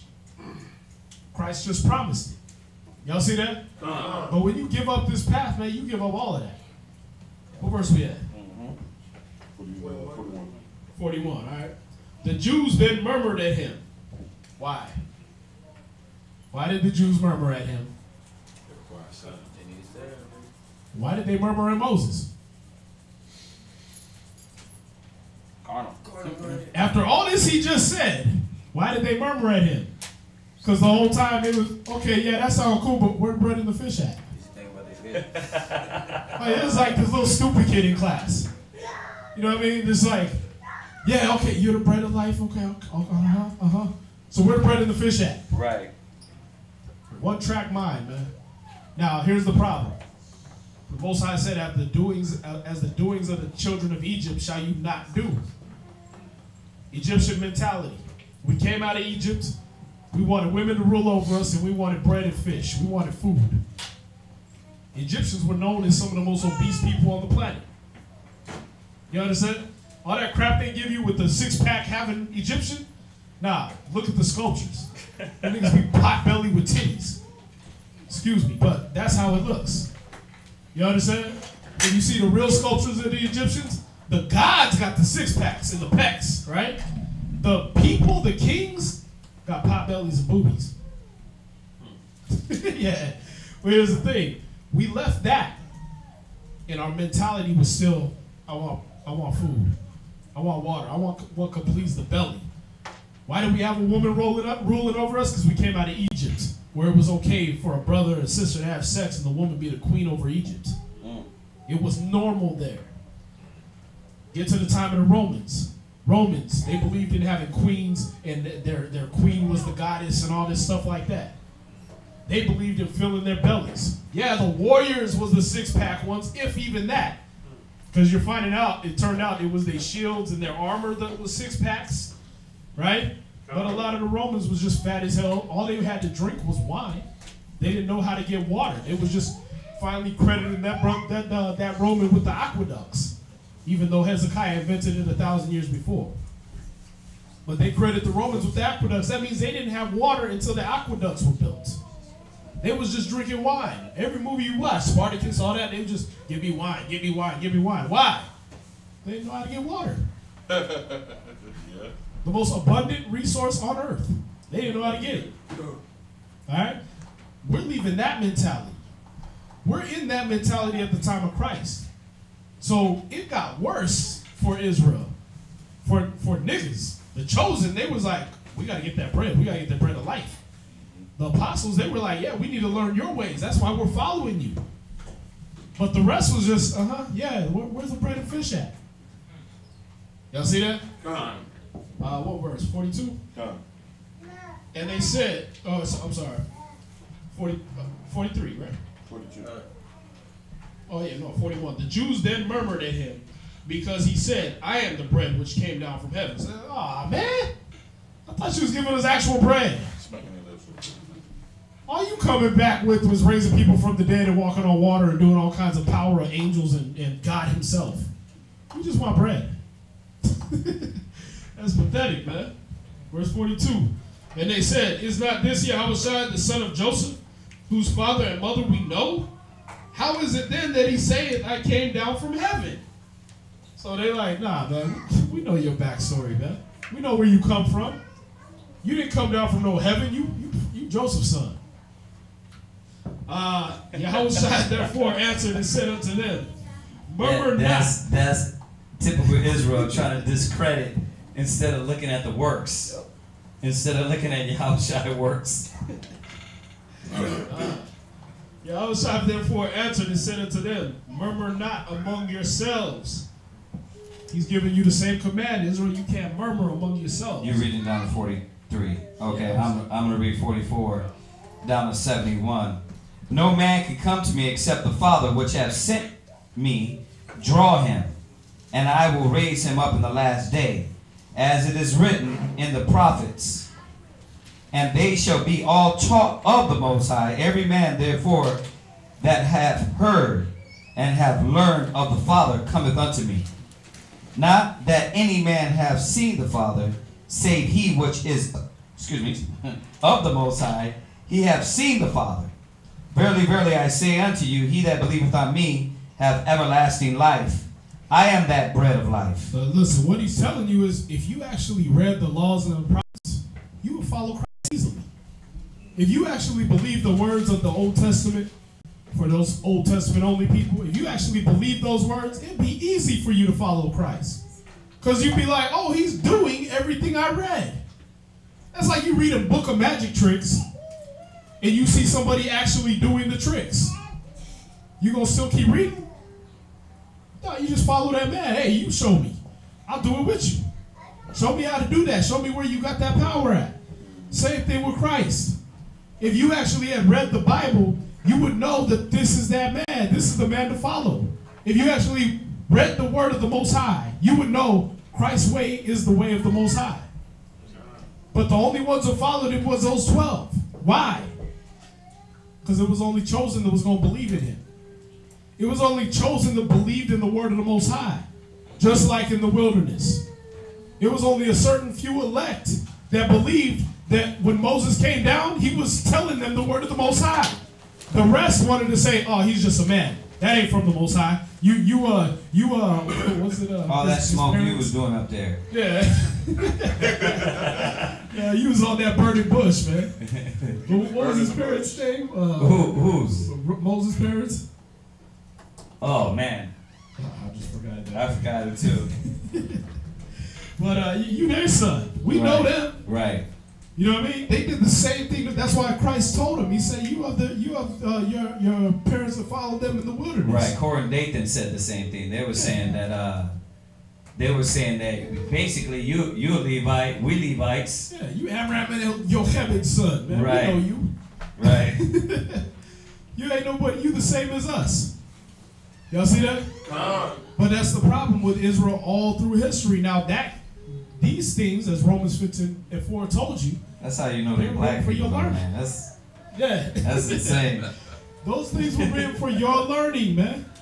So you can learn not to be like them. Not to sit here in the crowd and say, oh, those men just men. Yep. We giving you the word of the Most High. If you said we are just men, you would have told Christ the same thing. You would have told Moses the same thing. That's why the people among you say, oh, he's just a man. Same thing. It's the same mentality. You know, of course we're all just men, but what word, what code and what standard do those men live by? What separates all of us? Not only you, but me. Not only me, but you, right? It separates us. It's supposed to. Yeah, these cats act like, we teaching the word and it ain't a double-edged sword, man. Like, we were sitting here reading, don't be a whoremonger. Sure, I want to be a whoremonger. Not me, but, flesh me. Right? Who don't want to just lay up under women all day and not have to do nothing? But what does the Spirit say? Nope. Go to work. Nope. Give your life to Christ. Okay, well, that don't agree with my flesh, but I'll do it because that's what the Most High wants. Y'all see that? So where it becomes detestable to you to want to do that. You like, nah, you know what? I'm not going to do that because the Most High don't want that no more. But you got to practice that. Hey, listen, don't drink yourself retarded. Well, that don't agree with my flesh, but I'm going to teach it and I'm going to live it. Y'all see that? So for us, it's not just about reading the Bible to you, and we don't have to do the same things. Right. You can't act like, we're up here teaching this just so we can keep you under our thumb and we go do exactly what we read not to do. Right. Y'all see that? So I'm tired of these people that be like, oh yeah, y'all preach more than one wife because of lust. Why would I preach something out of the Bible that disagrees with me? I would want to go have multiple women just so I could have sex with them. I wouldn't want to keep them around though. Right. You do like you did in the world. Yeah. That's what I could do in the world. Why would I hide behind the Bible to do it? Nah, I'm teaching you can have more than one, but guess what? You gotta stay with her. Put you in order. You know what I mean? Yeah. When you see that woman that got the pretty eyes, guess what? You gotta stay with her for 40 more years until she die, even with her nagging nasal voice, where she sound like Gilbert Godfrey from Aladdin. Wow. You know what I mean? Get out, nigga! The trash need to come out. You slept with her. You understand? You gotta stay with her now. I don't want to teach that. It hurts me to have to tell a brother to stay with some of these chicks, man. I'd be like, man, I'm sorry you did that, brother. But that's you for life. If I was you, I would kill myself. But you gotta do it. Mine sometimes I'd be like, damn, why the Most High make me stay with her? You understand? We're not teaching this because it's rules we get to enforce on you. A lot of this stuff the old me don't agree with. Right. The flesh, and that's the reality of it. The flesh, if you sit there and think about this, the flesh don't agree with it at all. You know what I mean? A lot of times having to be patient and long suffering, like you're not the only one. You know what I mean? Gentle and brotherly all the time, and you're like, the flesh is like, damn, I got to do that all the time? Yeah, all the time. But so you're right. It's a two-edged sword. Let me finish though. Let me get this out so we can get out here. This is verse. What I leave at? 49. Your fathers did eat manna in the wilderness and are dead. This is the bread which cometh down from heaven, that a man may eat thereof and not die. I am the living bread which came down from heaven. If any man eat of this bread, he shall live forever. And the bread that I will give is my flesh, which I will give for the life of the world. The Jews therefore strove among themselves, saying, how can this man give us his flesh to eat? Then Yahushua said unto them, verily, verily, I say unto you, except ye eat my flesh, except ye eat the flesh of the Son of Man, and drink his blood, ye have no life in you. I was bringing this out the other day. Think about how he said it. When he seen how they were thinking, Then he hit him with something that really blew their mind. Why? Because he already knew. It's like, okay, all right, I can see y'all contrary. Listen, if you don't eat my body, like imagine a man telling you that. Like, and you didn't know he was the Christ. You got to eat my body and drink my blood, right? And you don't understand, right? Remember, y'all understand. But imagine if you didn't. A lot of times you don't get it, and you're like, what? That don't sound right, right? This is what's going on here. And Yahushua was like, okay, these cats, they ain't meant to hear this. They that have an ear to hear, let them hear. It says, then Yahushua said unto them, verily, verily, I say unto you, except ye eat my flesh, you eat the flesh of the Son of Man, and drink his blood, ye have no life in you. Whosoever eateth my flesh, and drinketh my blood, hath eternal life, and I will raise him up at the last day. I'm going to say this, though. The reason he's selling them like that, because clearly they didn't get it. But what they going to do when they hear a man say, yeah, you got to eat my flesh and drink my blood? They going to go talk about it. They're going to be at home like, yeah, that nigga say eat his flesh and drink his blood. And then the ones that are meant to hear it, right, they're going to hear that and be like, oh, you're supposed to hang out with him. Yeah, you're supposed to listen to him. It was a process of elimination, too. He was able to get rid of all the cats that was over there for the bread. Yeah. Right? I'm going to get rid of all these other cats. They fake. Gross y'all out. Right. It says, verse 55, for my flesh is meat indeed, and my blood is drink indeed. He that eateth my flesh and drinketh my blood dwelleth in me, and I in him. As the living Father hath sent me, and I live by the Father, so he that eateth me, even he shall live by me. This is the bread which came down from heaven, not as your fathers did eat manna, and are dead. He that eateth of the bread, he that eateth of this bread shall live forever. These things said he in the synagogue, as he taught in Capernaum. Many therefore of his disciples, when they had heard this, said, said, this is a hard saying. Who can hear this? When Yahushua knew in himself that his disciples murmured at it, he said unto them, doeth this offend you? What, and if ye shall see the Son of Man ascend up where he was before? It is the Spirit that quickeneth, the flesh profiteth nothing. The words that I speak unto you, they are spirit and they are life. So he just told them right there, you don't literally got to take a bite out of me. It's the words. Listen to the words. That's what I'm trying to tell them, but they don't get it. They don't get it, so I'm just giving them parables. You get dark sayings. Eat my meat.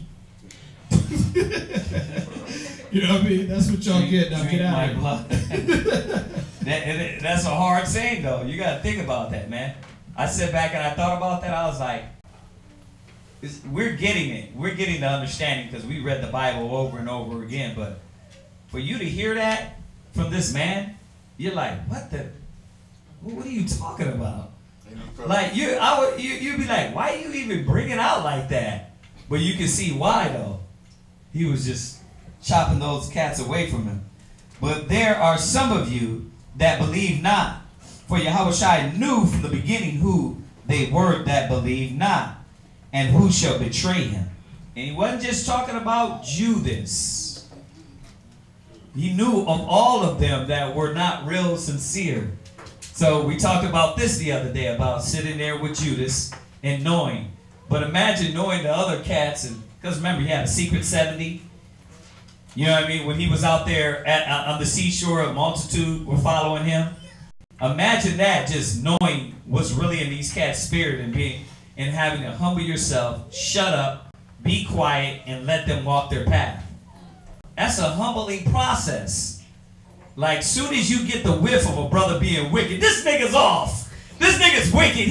The spirit ain't in this nigga. He's wicked. You see it all the time. One little whiff, he made one little mistake. What happens? You ready to stone him, but Yahushua had to chill.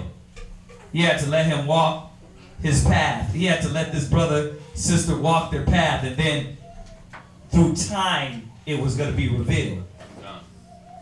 It says, and he said, therefore, And he said, therefore said I unto you, that no man can come unto me, except it were given unto him of the Father. From that time many of his disciples went back and walked no more with him. From that time many of his disciples, so remember, this is not the 12, right? So he had other disciples went back and walked no more with him, because that's a hard saying. Eat my body and drink my blood. Bro, you had to be in the spirit to get that. It says, just like we go over how many things you break down to Christians, and we be thinking that John 3:16 we call that basics. But once you go over that, what happens? People look at you like you're crazy. You know what I mean? It's like, like we went over the thing about Yahweh Shai, the angels, and that there was an angel talking to Moses. We went over the scripture. Christ himself said out of his own mouth that no man has seen God at any time. But they look at you like, nah, they look at Yahweh Shai. I heard it from his mouth. I heard what he said, but I don't believe it. John 1:1. I don't believe it. So you got to see that this is why a lot of brothers and sisters, man, are not going to get it. It's not meant for them.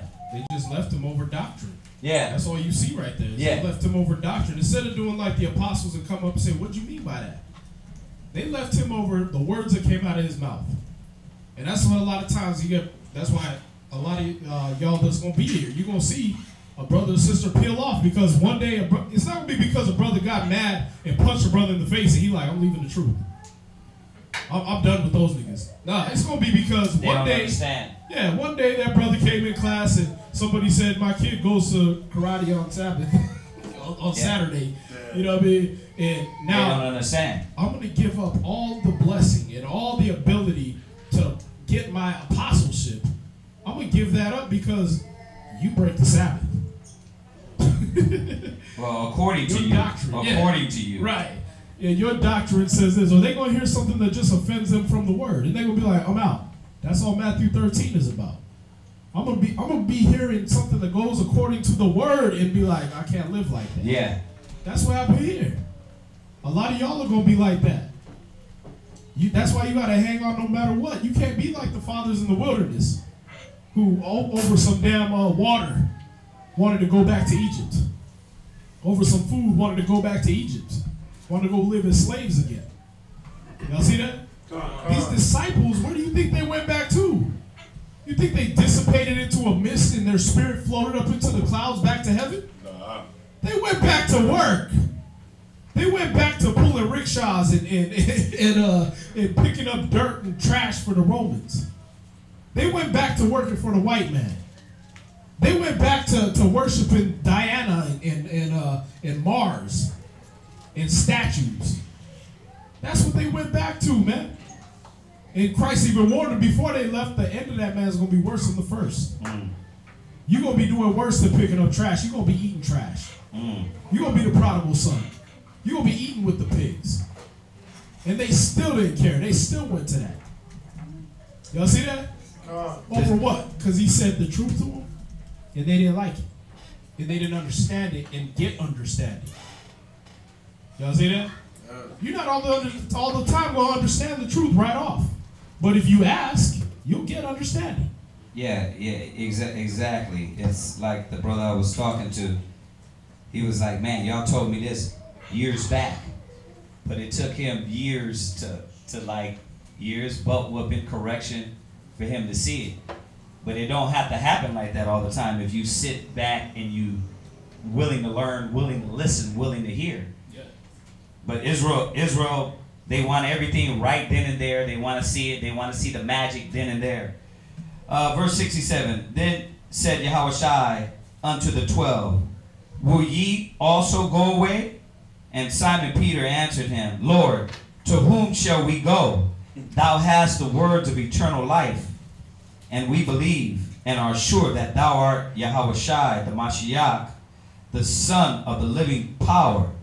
Yahushua answered them, have not I chosen you 12, and one of you is a devil?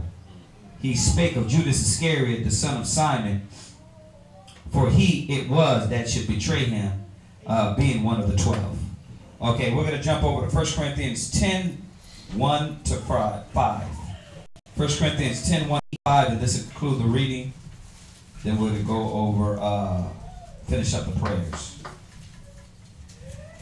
1 Corinthians 10 and 1. Moreover, brethren, I would not that ye should be ignorant how that our fathers were under the cloud, and all passed through the sea, and were all baptized unto Moses in the cloud and in the sea, and did all eat the same spiritual meat, and did all drink the same spiritual drink. For they drank of that spiritual rock that followed them, and that rock was Yahushua. But many of them the Most High was not well pleased, for they were overthrown in the wilderness. Now these things were our examples, to the intent we should not lust after evil things, as they also lusted. To verse 5. Okay. Yeah, to verse 5. Okay. Got any questions on that? Yeah. Not specifically on that, but the last thing that we were talking about as far as Deborah, I had a question or two on that, in reference. If this being a prophecy, as it will come to pass again, will it also not come to pass that women like Deborah will also arise? Like, will they come forward during this time? Like in this hour, like how we have Barak? Why you say prophecy? Because earlier I was speaking on like how Barak back then, speaking in reference to how we have just had previously the Barak in office. During this time, we also have men that are less than women that don't. Oh, I see what you're saying. Yeah, and it has happened. It has happened because look at now, right? Because of the weakness. Right? Because of the sin, because us not locking into the Most High, who's ruling? The women. So you're right, it has happened. And I add a second part to it. And if so, how will we collab and come together at this time with those same type of women? Considering the fact that we're supposed to be the ones in the forefront, and right now they're steady pushing like that feminine movement. They gotta realize. Everybody got to realize the correct way and the correct order to put things in. Right? So where's it? Jeremiah what? 31:22. Go to Jeremiah 31:22 and then go to 1 Corinthians 11 and 1. Jeremiah chapter 31 and verse 22. Yeah. Go ahead and read that one. It says, how long wilt thou go about, O thou backsliding daughter? Talking about Israel. Go ahead. For the Lord hath created a new thing in the earth. A woman shall compass a man. See, in this day and age, remember, Jeremiah's prophesying about the end times also. He said in this day and age, a woman's she's going to be passing up a man. She's going to be the head of the household in some of these occasions. You know what I mean? She's going to be running, calling the shots. Even the brother that he had his own show with, where he had both his baby moms on there, all white baby mamas. The one that died, Shorty Low? Yeah, Shorty Low. Yeah, it was a rapper. He died. Yeah. But even then, he was having his room and run the finances, peel him off money. He would make the money, but she would peel him off the money, and then give off the money to his other baby mom and all that. She was running the household. He was just flapping his lips on the mic. You see that? So that's the thing, is this is something that wasn't supposed to be done. The woman wasn't surpassing the man. She was underneath the man. She knew to have order and respect to her man. You see that? So any woman that says she's a prophetess in the last day, that's why we're going to 1 Corinthians 11, right? Right. Before we go there, go to 2 Corinthians 14 and 13 real quick. Go there real quick. Just to show that what we supposed to be doing right now. 2 Corinthians 14 and 13. There's no 14. 2 Esdras. Excuse me, y'all. 2 Esdras 14 and 13. Second Ezra chapter 14 verse 13. Now therefore set thine house in order. What are we supposed to be doing? Set thine house in order. What are we supposed to be doing to the nation? Set thine house in order. We're supposed to be setting it in order. So, in returning back to the Most High, we're supposed to be seeking Him 10 times more. So, how are we going to link up with these sisters? Read it again. Now therefore, set thine house in order. They got to be ready to fall under the order of the Most High. And understand that that's not their place. You see that? It's no difference then, as we keep reiterating, what are you learning? You're learning your order, right? That not to give yourself to Esau, the white man, America, but to fulfill your duty and give yourself as a living sacrifice to Yahweh Shai, right? Con? And aren't you learning that? Aren't you learning back to how to be in order and how to get things correct? Right. Go ahead. And reprove thy people. And do what? Reprove thy people. So a lot of these sisters just got to be reproved. They got to be shown, wait a minute, that's not the way. This is not the way we're going to do things. We're not going to do them out of order no more. We're going to put them in order that the Most High established. Go ahead. Comfort such of them as be in trouble. Right. You see that? We have to do that. Because what it is the reason why they have to take that mantle, because they don't have the comfort. They don't understand. Hey, sister, step back. We got this. They're men that want to stand up for righteousness, holiness, truth. They're men that have a backbone and want to do the will of the Most High. You don't have to. Let's go ahead and comfort you now. We know. Since the 90s, since the 80s, 70s, you know, the white man has discomforted you by putting all this weight on your shoulder. Let us take it off now and let us do our job. You fall back in line. That's the comfort. Go ahead. And now renounce corruption. Go ahead. Let go from the mortal thoughts. So they got to let go of those carnal thoughts that, you know, they have to do it. Well, how do we know they're carnal? Because the Most High said, set your house in order. How do we set it in order? Go there. Go to Corinthians 11 and 1. 1 Corinthians chapter 11 verse 1. Go ahead. Be ye followers of me, even as I also of Christ. Now I praise you, brethren, that you remember me in all things. Right. And keep the ordinances as I deliver them unto you. Right. So that's what we're falling back in, huh? You know, there's many other scriptures we could go to, but just show that the scriptures say, set thy house in order. Except a man's house is established with the laws of the Most High, it be soon overthrown. So that these women are going to have to come back and say, okay, I got to fall into the laws, statute, commandments of the Most High. I got to do my job. And what is that? Go ahead. But I would have you know that the head of every man is Christ. We got to fall back in line with our head. Our head is not Barack Obama, Trump, the Republicans, the Senate, the government. It's not gold, money, oil, big rims. That's not our head, right? It's not those things. Go ahead.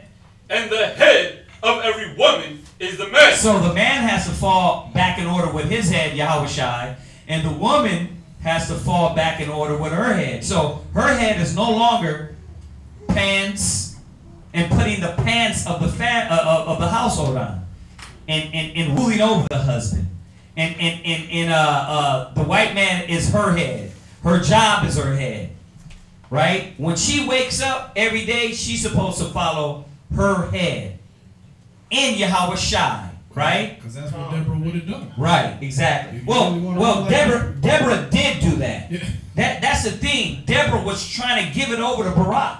When you go to the Josephus, it even goes more that it shows you more that Deborah tried to give it to him. Barak was he was weak. He was weak. But that was when you go through Judges. That was the problem. I said this the other day when it says Dan shall be a adder in the way, because Dan, the judges, were supposed to lead us right back to the Most High, but didn't. So that, like he keeps saying, and like he's been saying, is that this wasn't a good time for a woman to step up in that stead. So going back to your question though, how do we get them now? They got to fall in line with this, right? They got to be able to see, okay, I'm out of order. I'm doing things out of line and out of the spirit of the Most High. Let me fall in line and follow the commandments. God, Christ, man, woman, children. Let's put the family back in order. Right? All right. Was that it on your question? Any other questions pertaining to this topic? No? Okay. We're trying to get out and hit this street speaking, so we're not going to take any questions today. Monday, our school is going to go meet up with the school out there in San Antonio to do the MLK Day Parade. We're going to be handing out flyers and trying to get out there. So if y'all brothers didn't get that text that wanted to go and join us, we're going to be leaving Sunday night. So just to let y'all know online, we'll be back Wednesday for class online. I repeat, we're not going to have Monday class because we're all going to be going out there to join them to try to get up out there, pass out flyers, try to get the people out there. And then Wednesday we'll be having class back here. Y'all got that? Okay, so once again, the brothers that didn't see that text, there's 6 of us rolling. The rest of y'all, if y'all want to roll, you know, get with us after class. All right? Let us know. All right, so other than that, let's imagine we'll put your hakwadam, rise and face the east. Let's say the prayers. Listen, brothers, don't run out after we set up the prayers. I want to rap to y'all off camera. All right. Obviously, the ones that are staying to go to street speaking, you're gonna be here. But yeah, I gotta rap to y'all before y'all try to cut out if you're trying to leave. All right. Done. Done.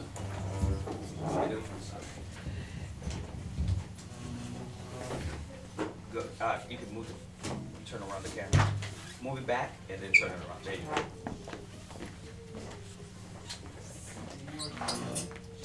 Move it back. That's fine. Just stand where you're at. I know you're gonna block it, but it's all good. Go ahead, Mark. You can stand right. You'll be fine.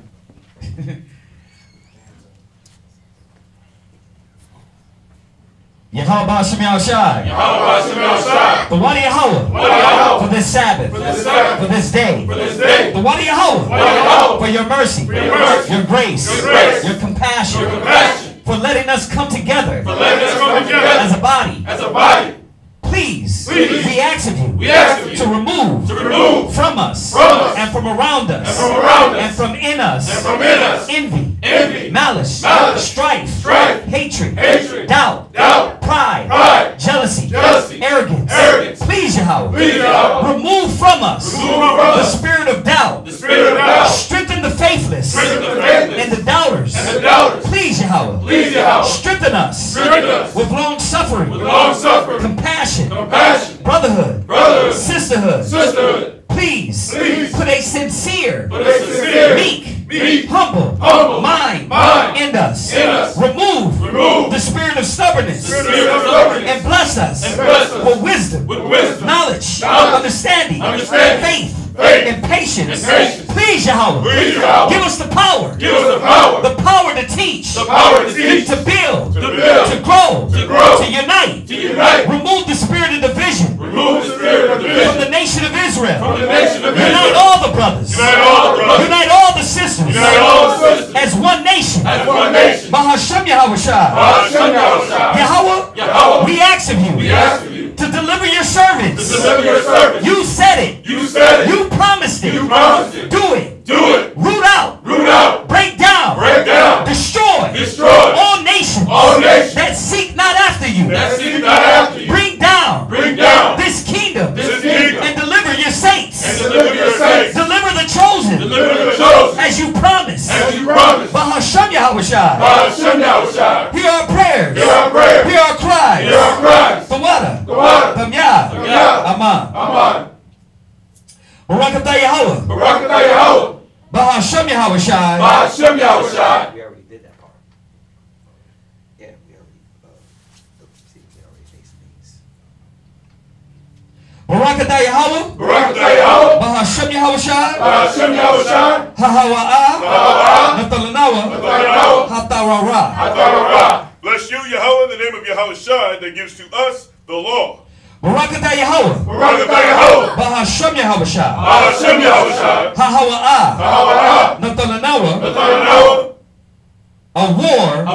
Lara'ah. Bless you, Yahweh, in the name of Yahweh Shai that gives to us the light to see. Barakatah Yahweh. Barakatah Yahweh. Bahashem Yahweh Shai. Bahashem Yahweh Shai. Hahawa'ah. Nathalanawa.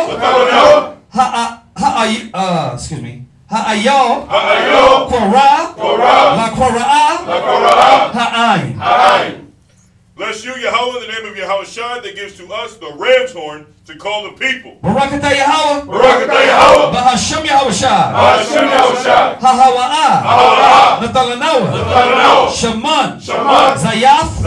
La Mashaf. Yasha'ala. Bless you, Yahweh, in the name of Yahweh Shai that gives to us the olive oil to anoint Israel. Right, and if you want to get anointed, we do that after class. This is Psalms 92.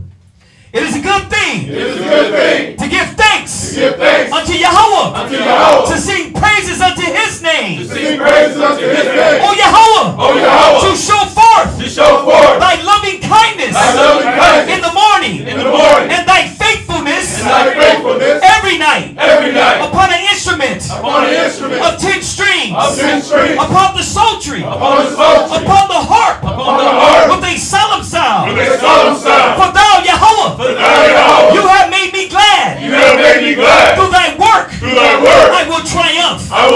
In the works of thy hands. O Yahweh, how great are thy works. And thy thoughts are very deep. A brutish man knoweth not.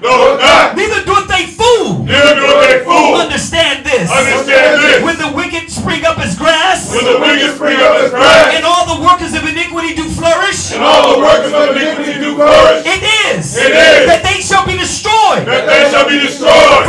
forever. But thou, Yahweh, art most high, forever. For lo, thine enemies, O Yahweh, thine enemies shall perish. All the workers of iniquity shall be scattered. But our horn shall thou exalt, like the horn of a unicorn. We shall be anointed with fresh oil. My eye also shall see my desire. On my enemies. And my ears shall hear. My desire. Of the wicked that rise up against me. The righteous shall flourish like the palm tree. He shall grow like the cedar in Lebanon. Those that be planted in the house of Yahweh Shai shall flourish in the courts of the Most High. They shall bring forth fruit in old age. They shall be fat and flourishing. To show that Yahweh is upright. He is my rock. And there is no unrighteousness in him. Bahashem Yahweh Shai. This is Psalms 133 in Hebrew, and then we'll read it in English. Shayar. Hamalawath. Ladawad. Hana. Matawab. Wama. Na'ayam. Shabath. Akim. Yachad. Kashaman. Hatawab. Ayo. Haraash. Yurad. Ayo. Hazakwan. Zakwan. Aharan. Shayurad. Alpanya. Madawathyawa. Kato. Harawan. Shayurad. Ayo. Hariyah. Tazayawan. Kawa. Sham. Tazawa. Yahweh. Af. Habaraka. Hayayam. Ai. Haywalam. Aman. Psalms 133. Behold, how good and how pleasant it is for brethren to dwell together in unity. It is like the precious ointment upon the head, that ran down upon the beard, even Aaron's beard, that went down to the skirt of his garments, and as the dew of Hermon, as upon the mountains of Zion. For there the Lord commanded the blessing, even life forevermore. Aman. Aman. The Wadi Yahweh. The Wadi Yahweh. The Wadi Yahweh Shai. The Wadi Yahweh Shai. All power. All power. All praise. All praise. All majesty. All majesty. Is of you. Is of you. You are the King. You are the King. King of kings. King of kings. Lord of lords. Lord of lords. Bahasham Yahweh Shai. Bahasham Yahweh Shai. The Wada. The Wada. Hamyad. Hamyad. Aman. Aman. All right, circle up. Make it wide so everybody can, you got to probably push it out.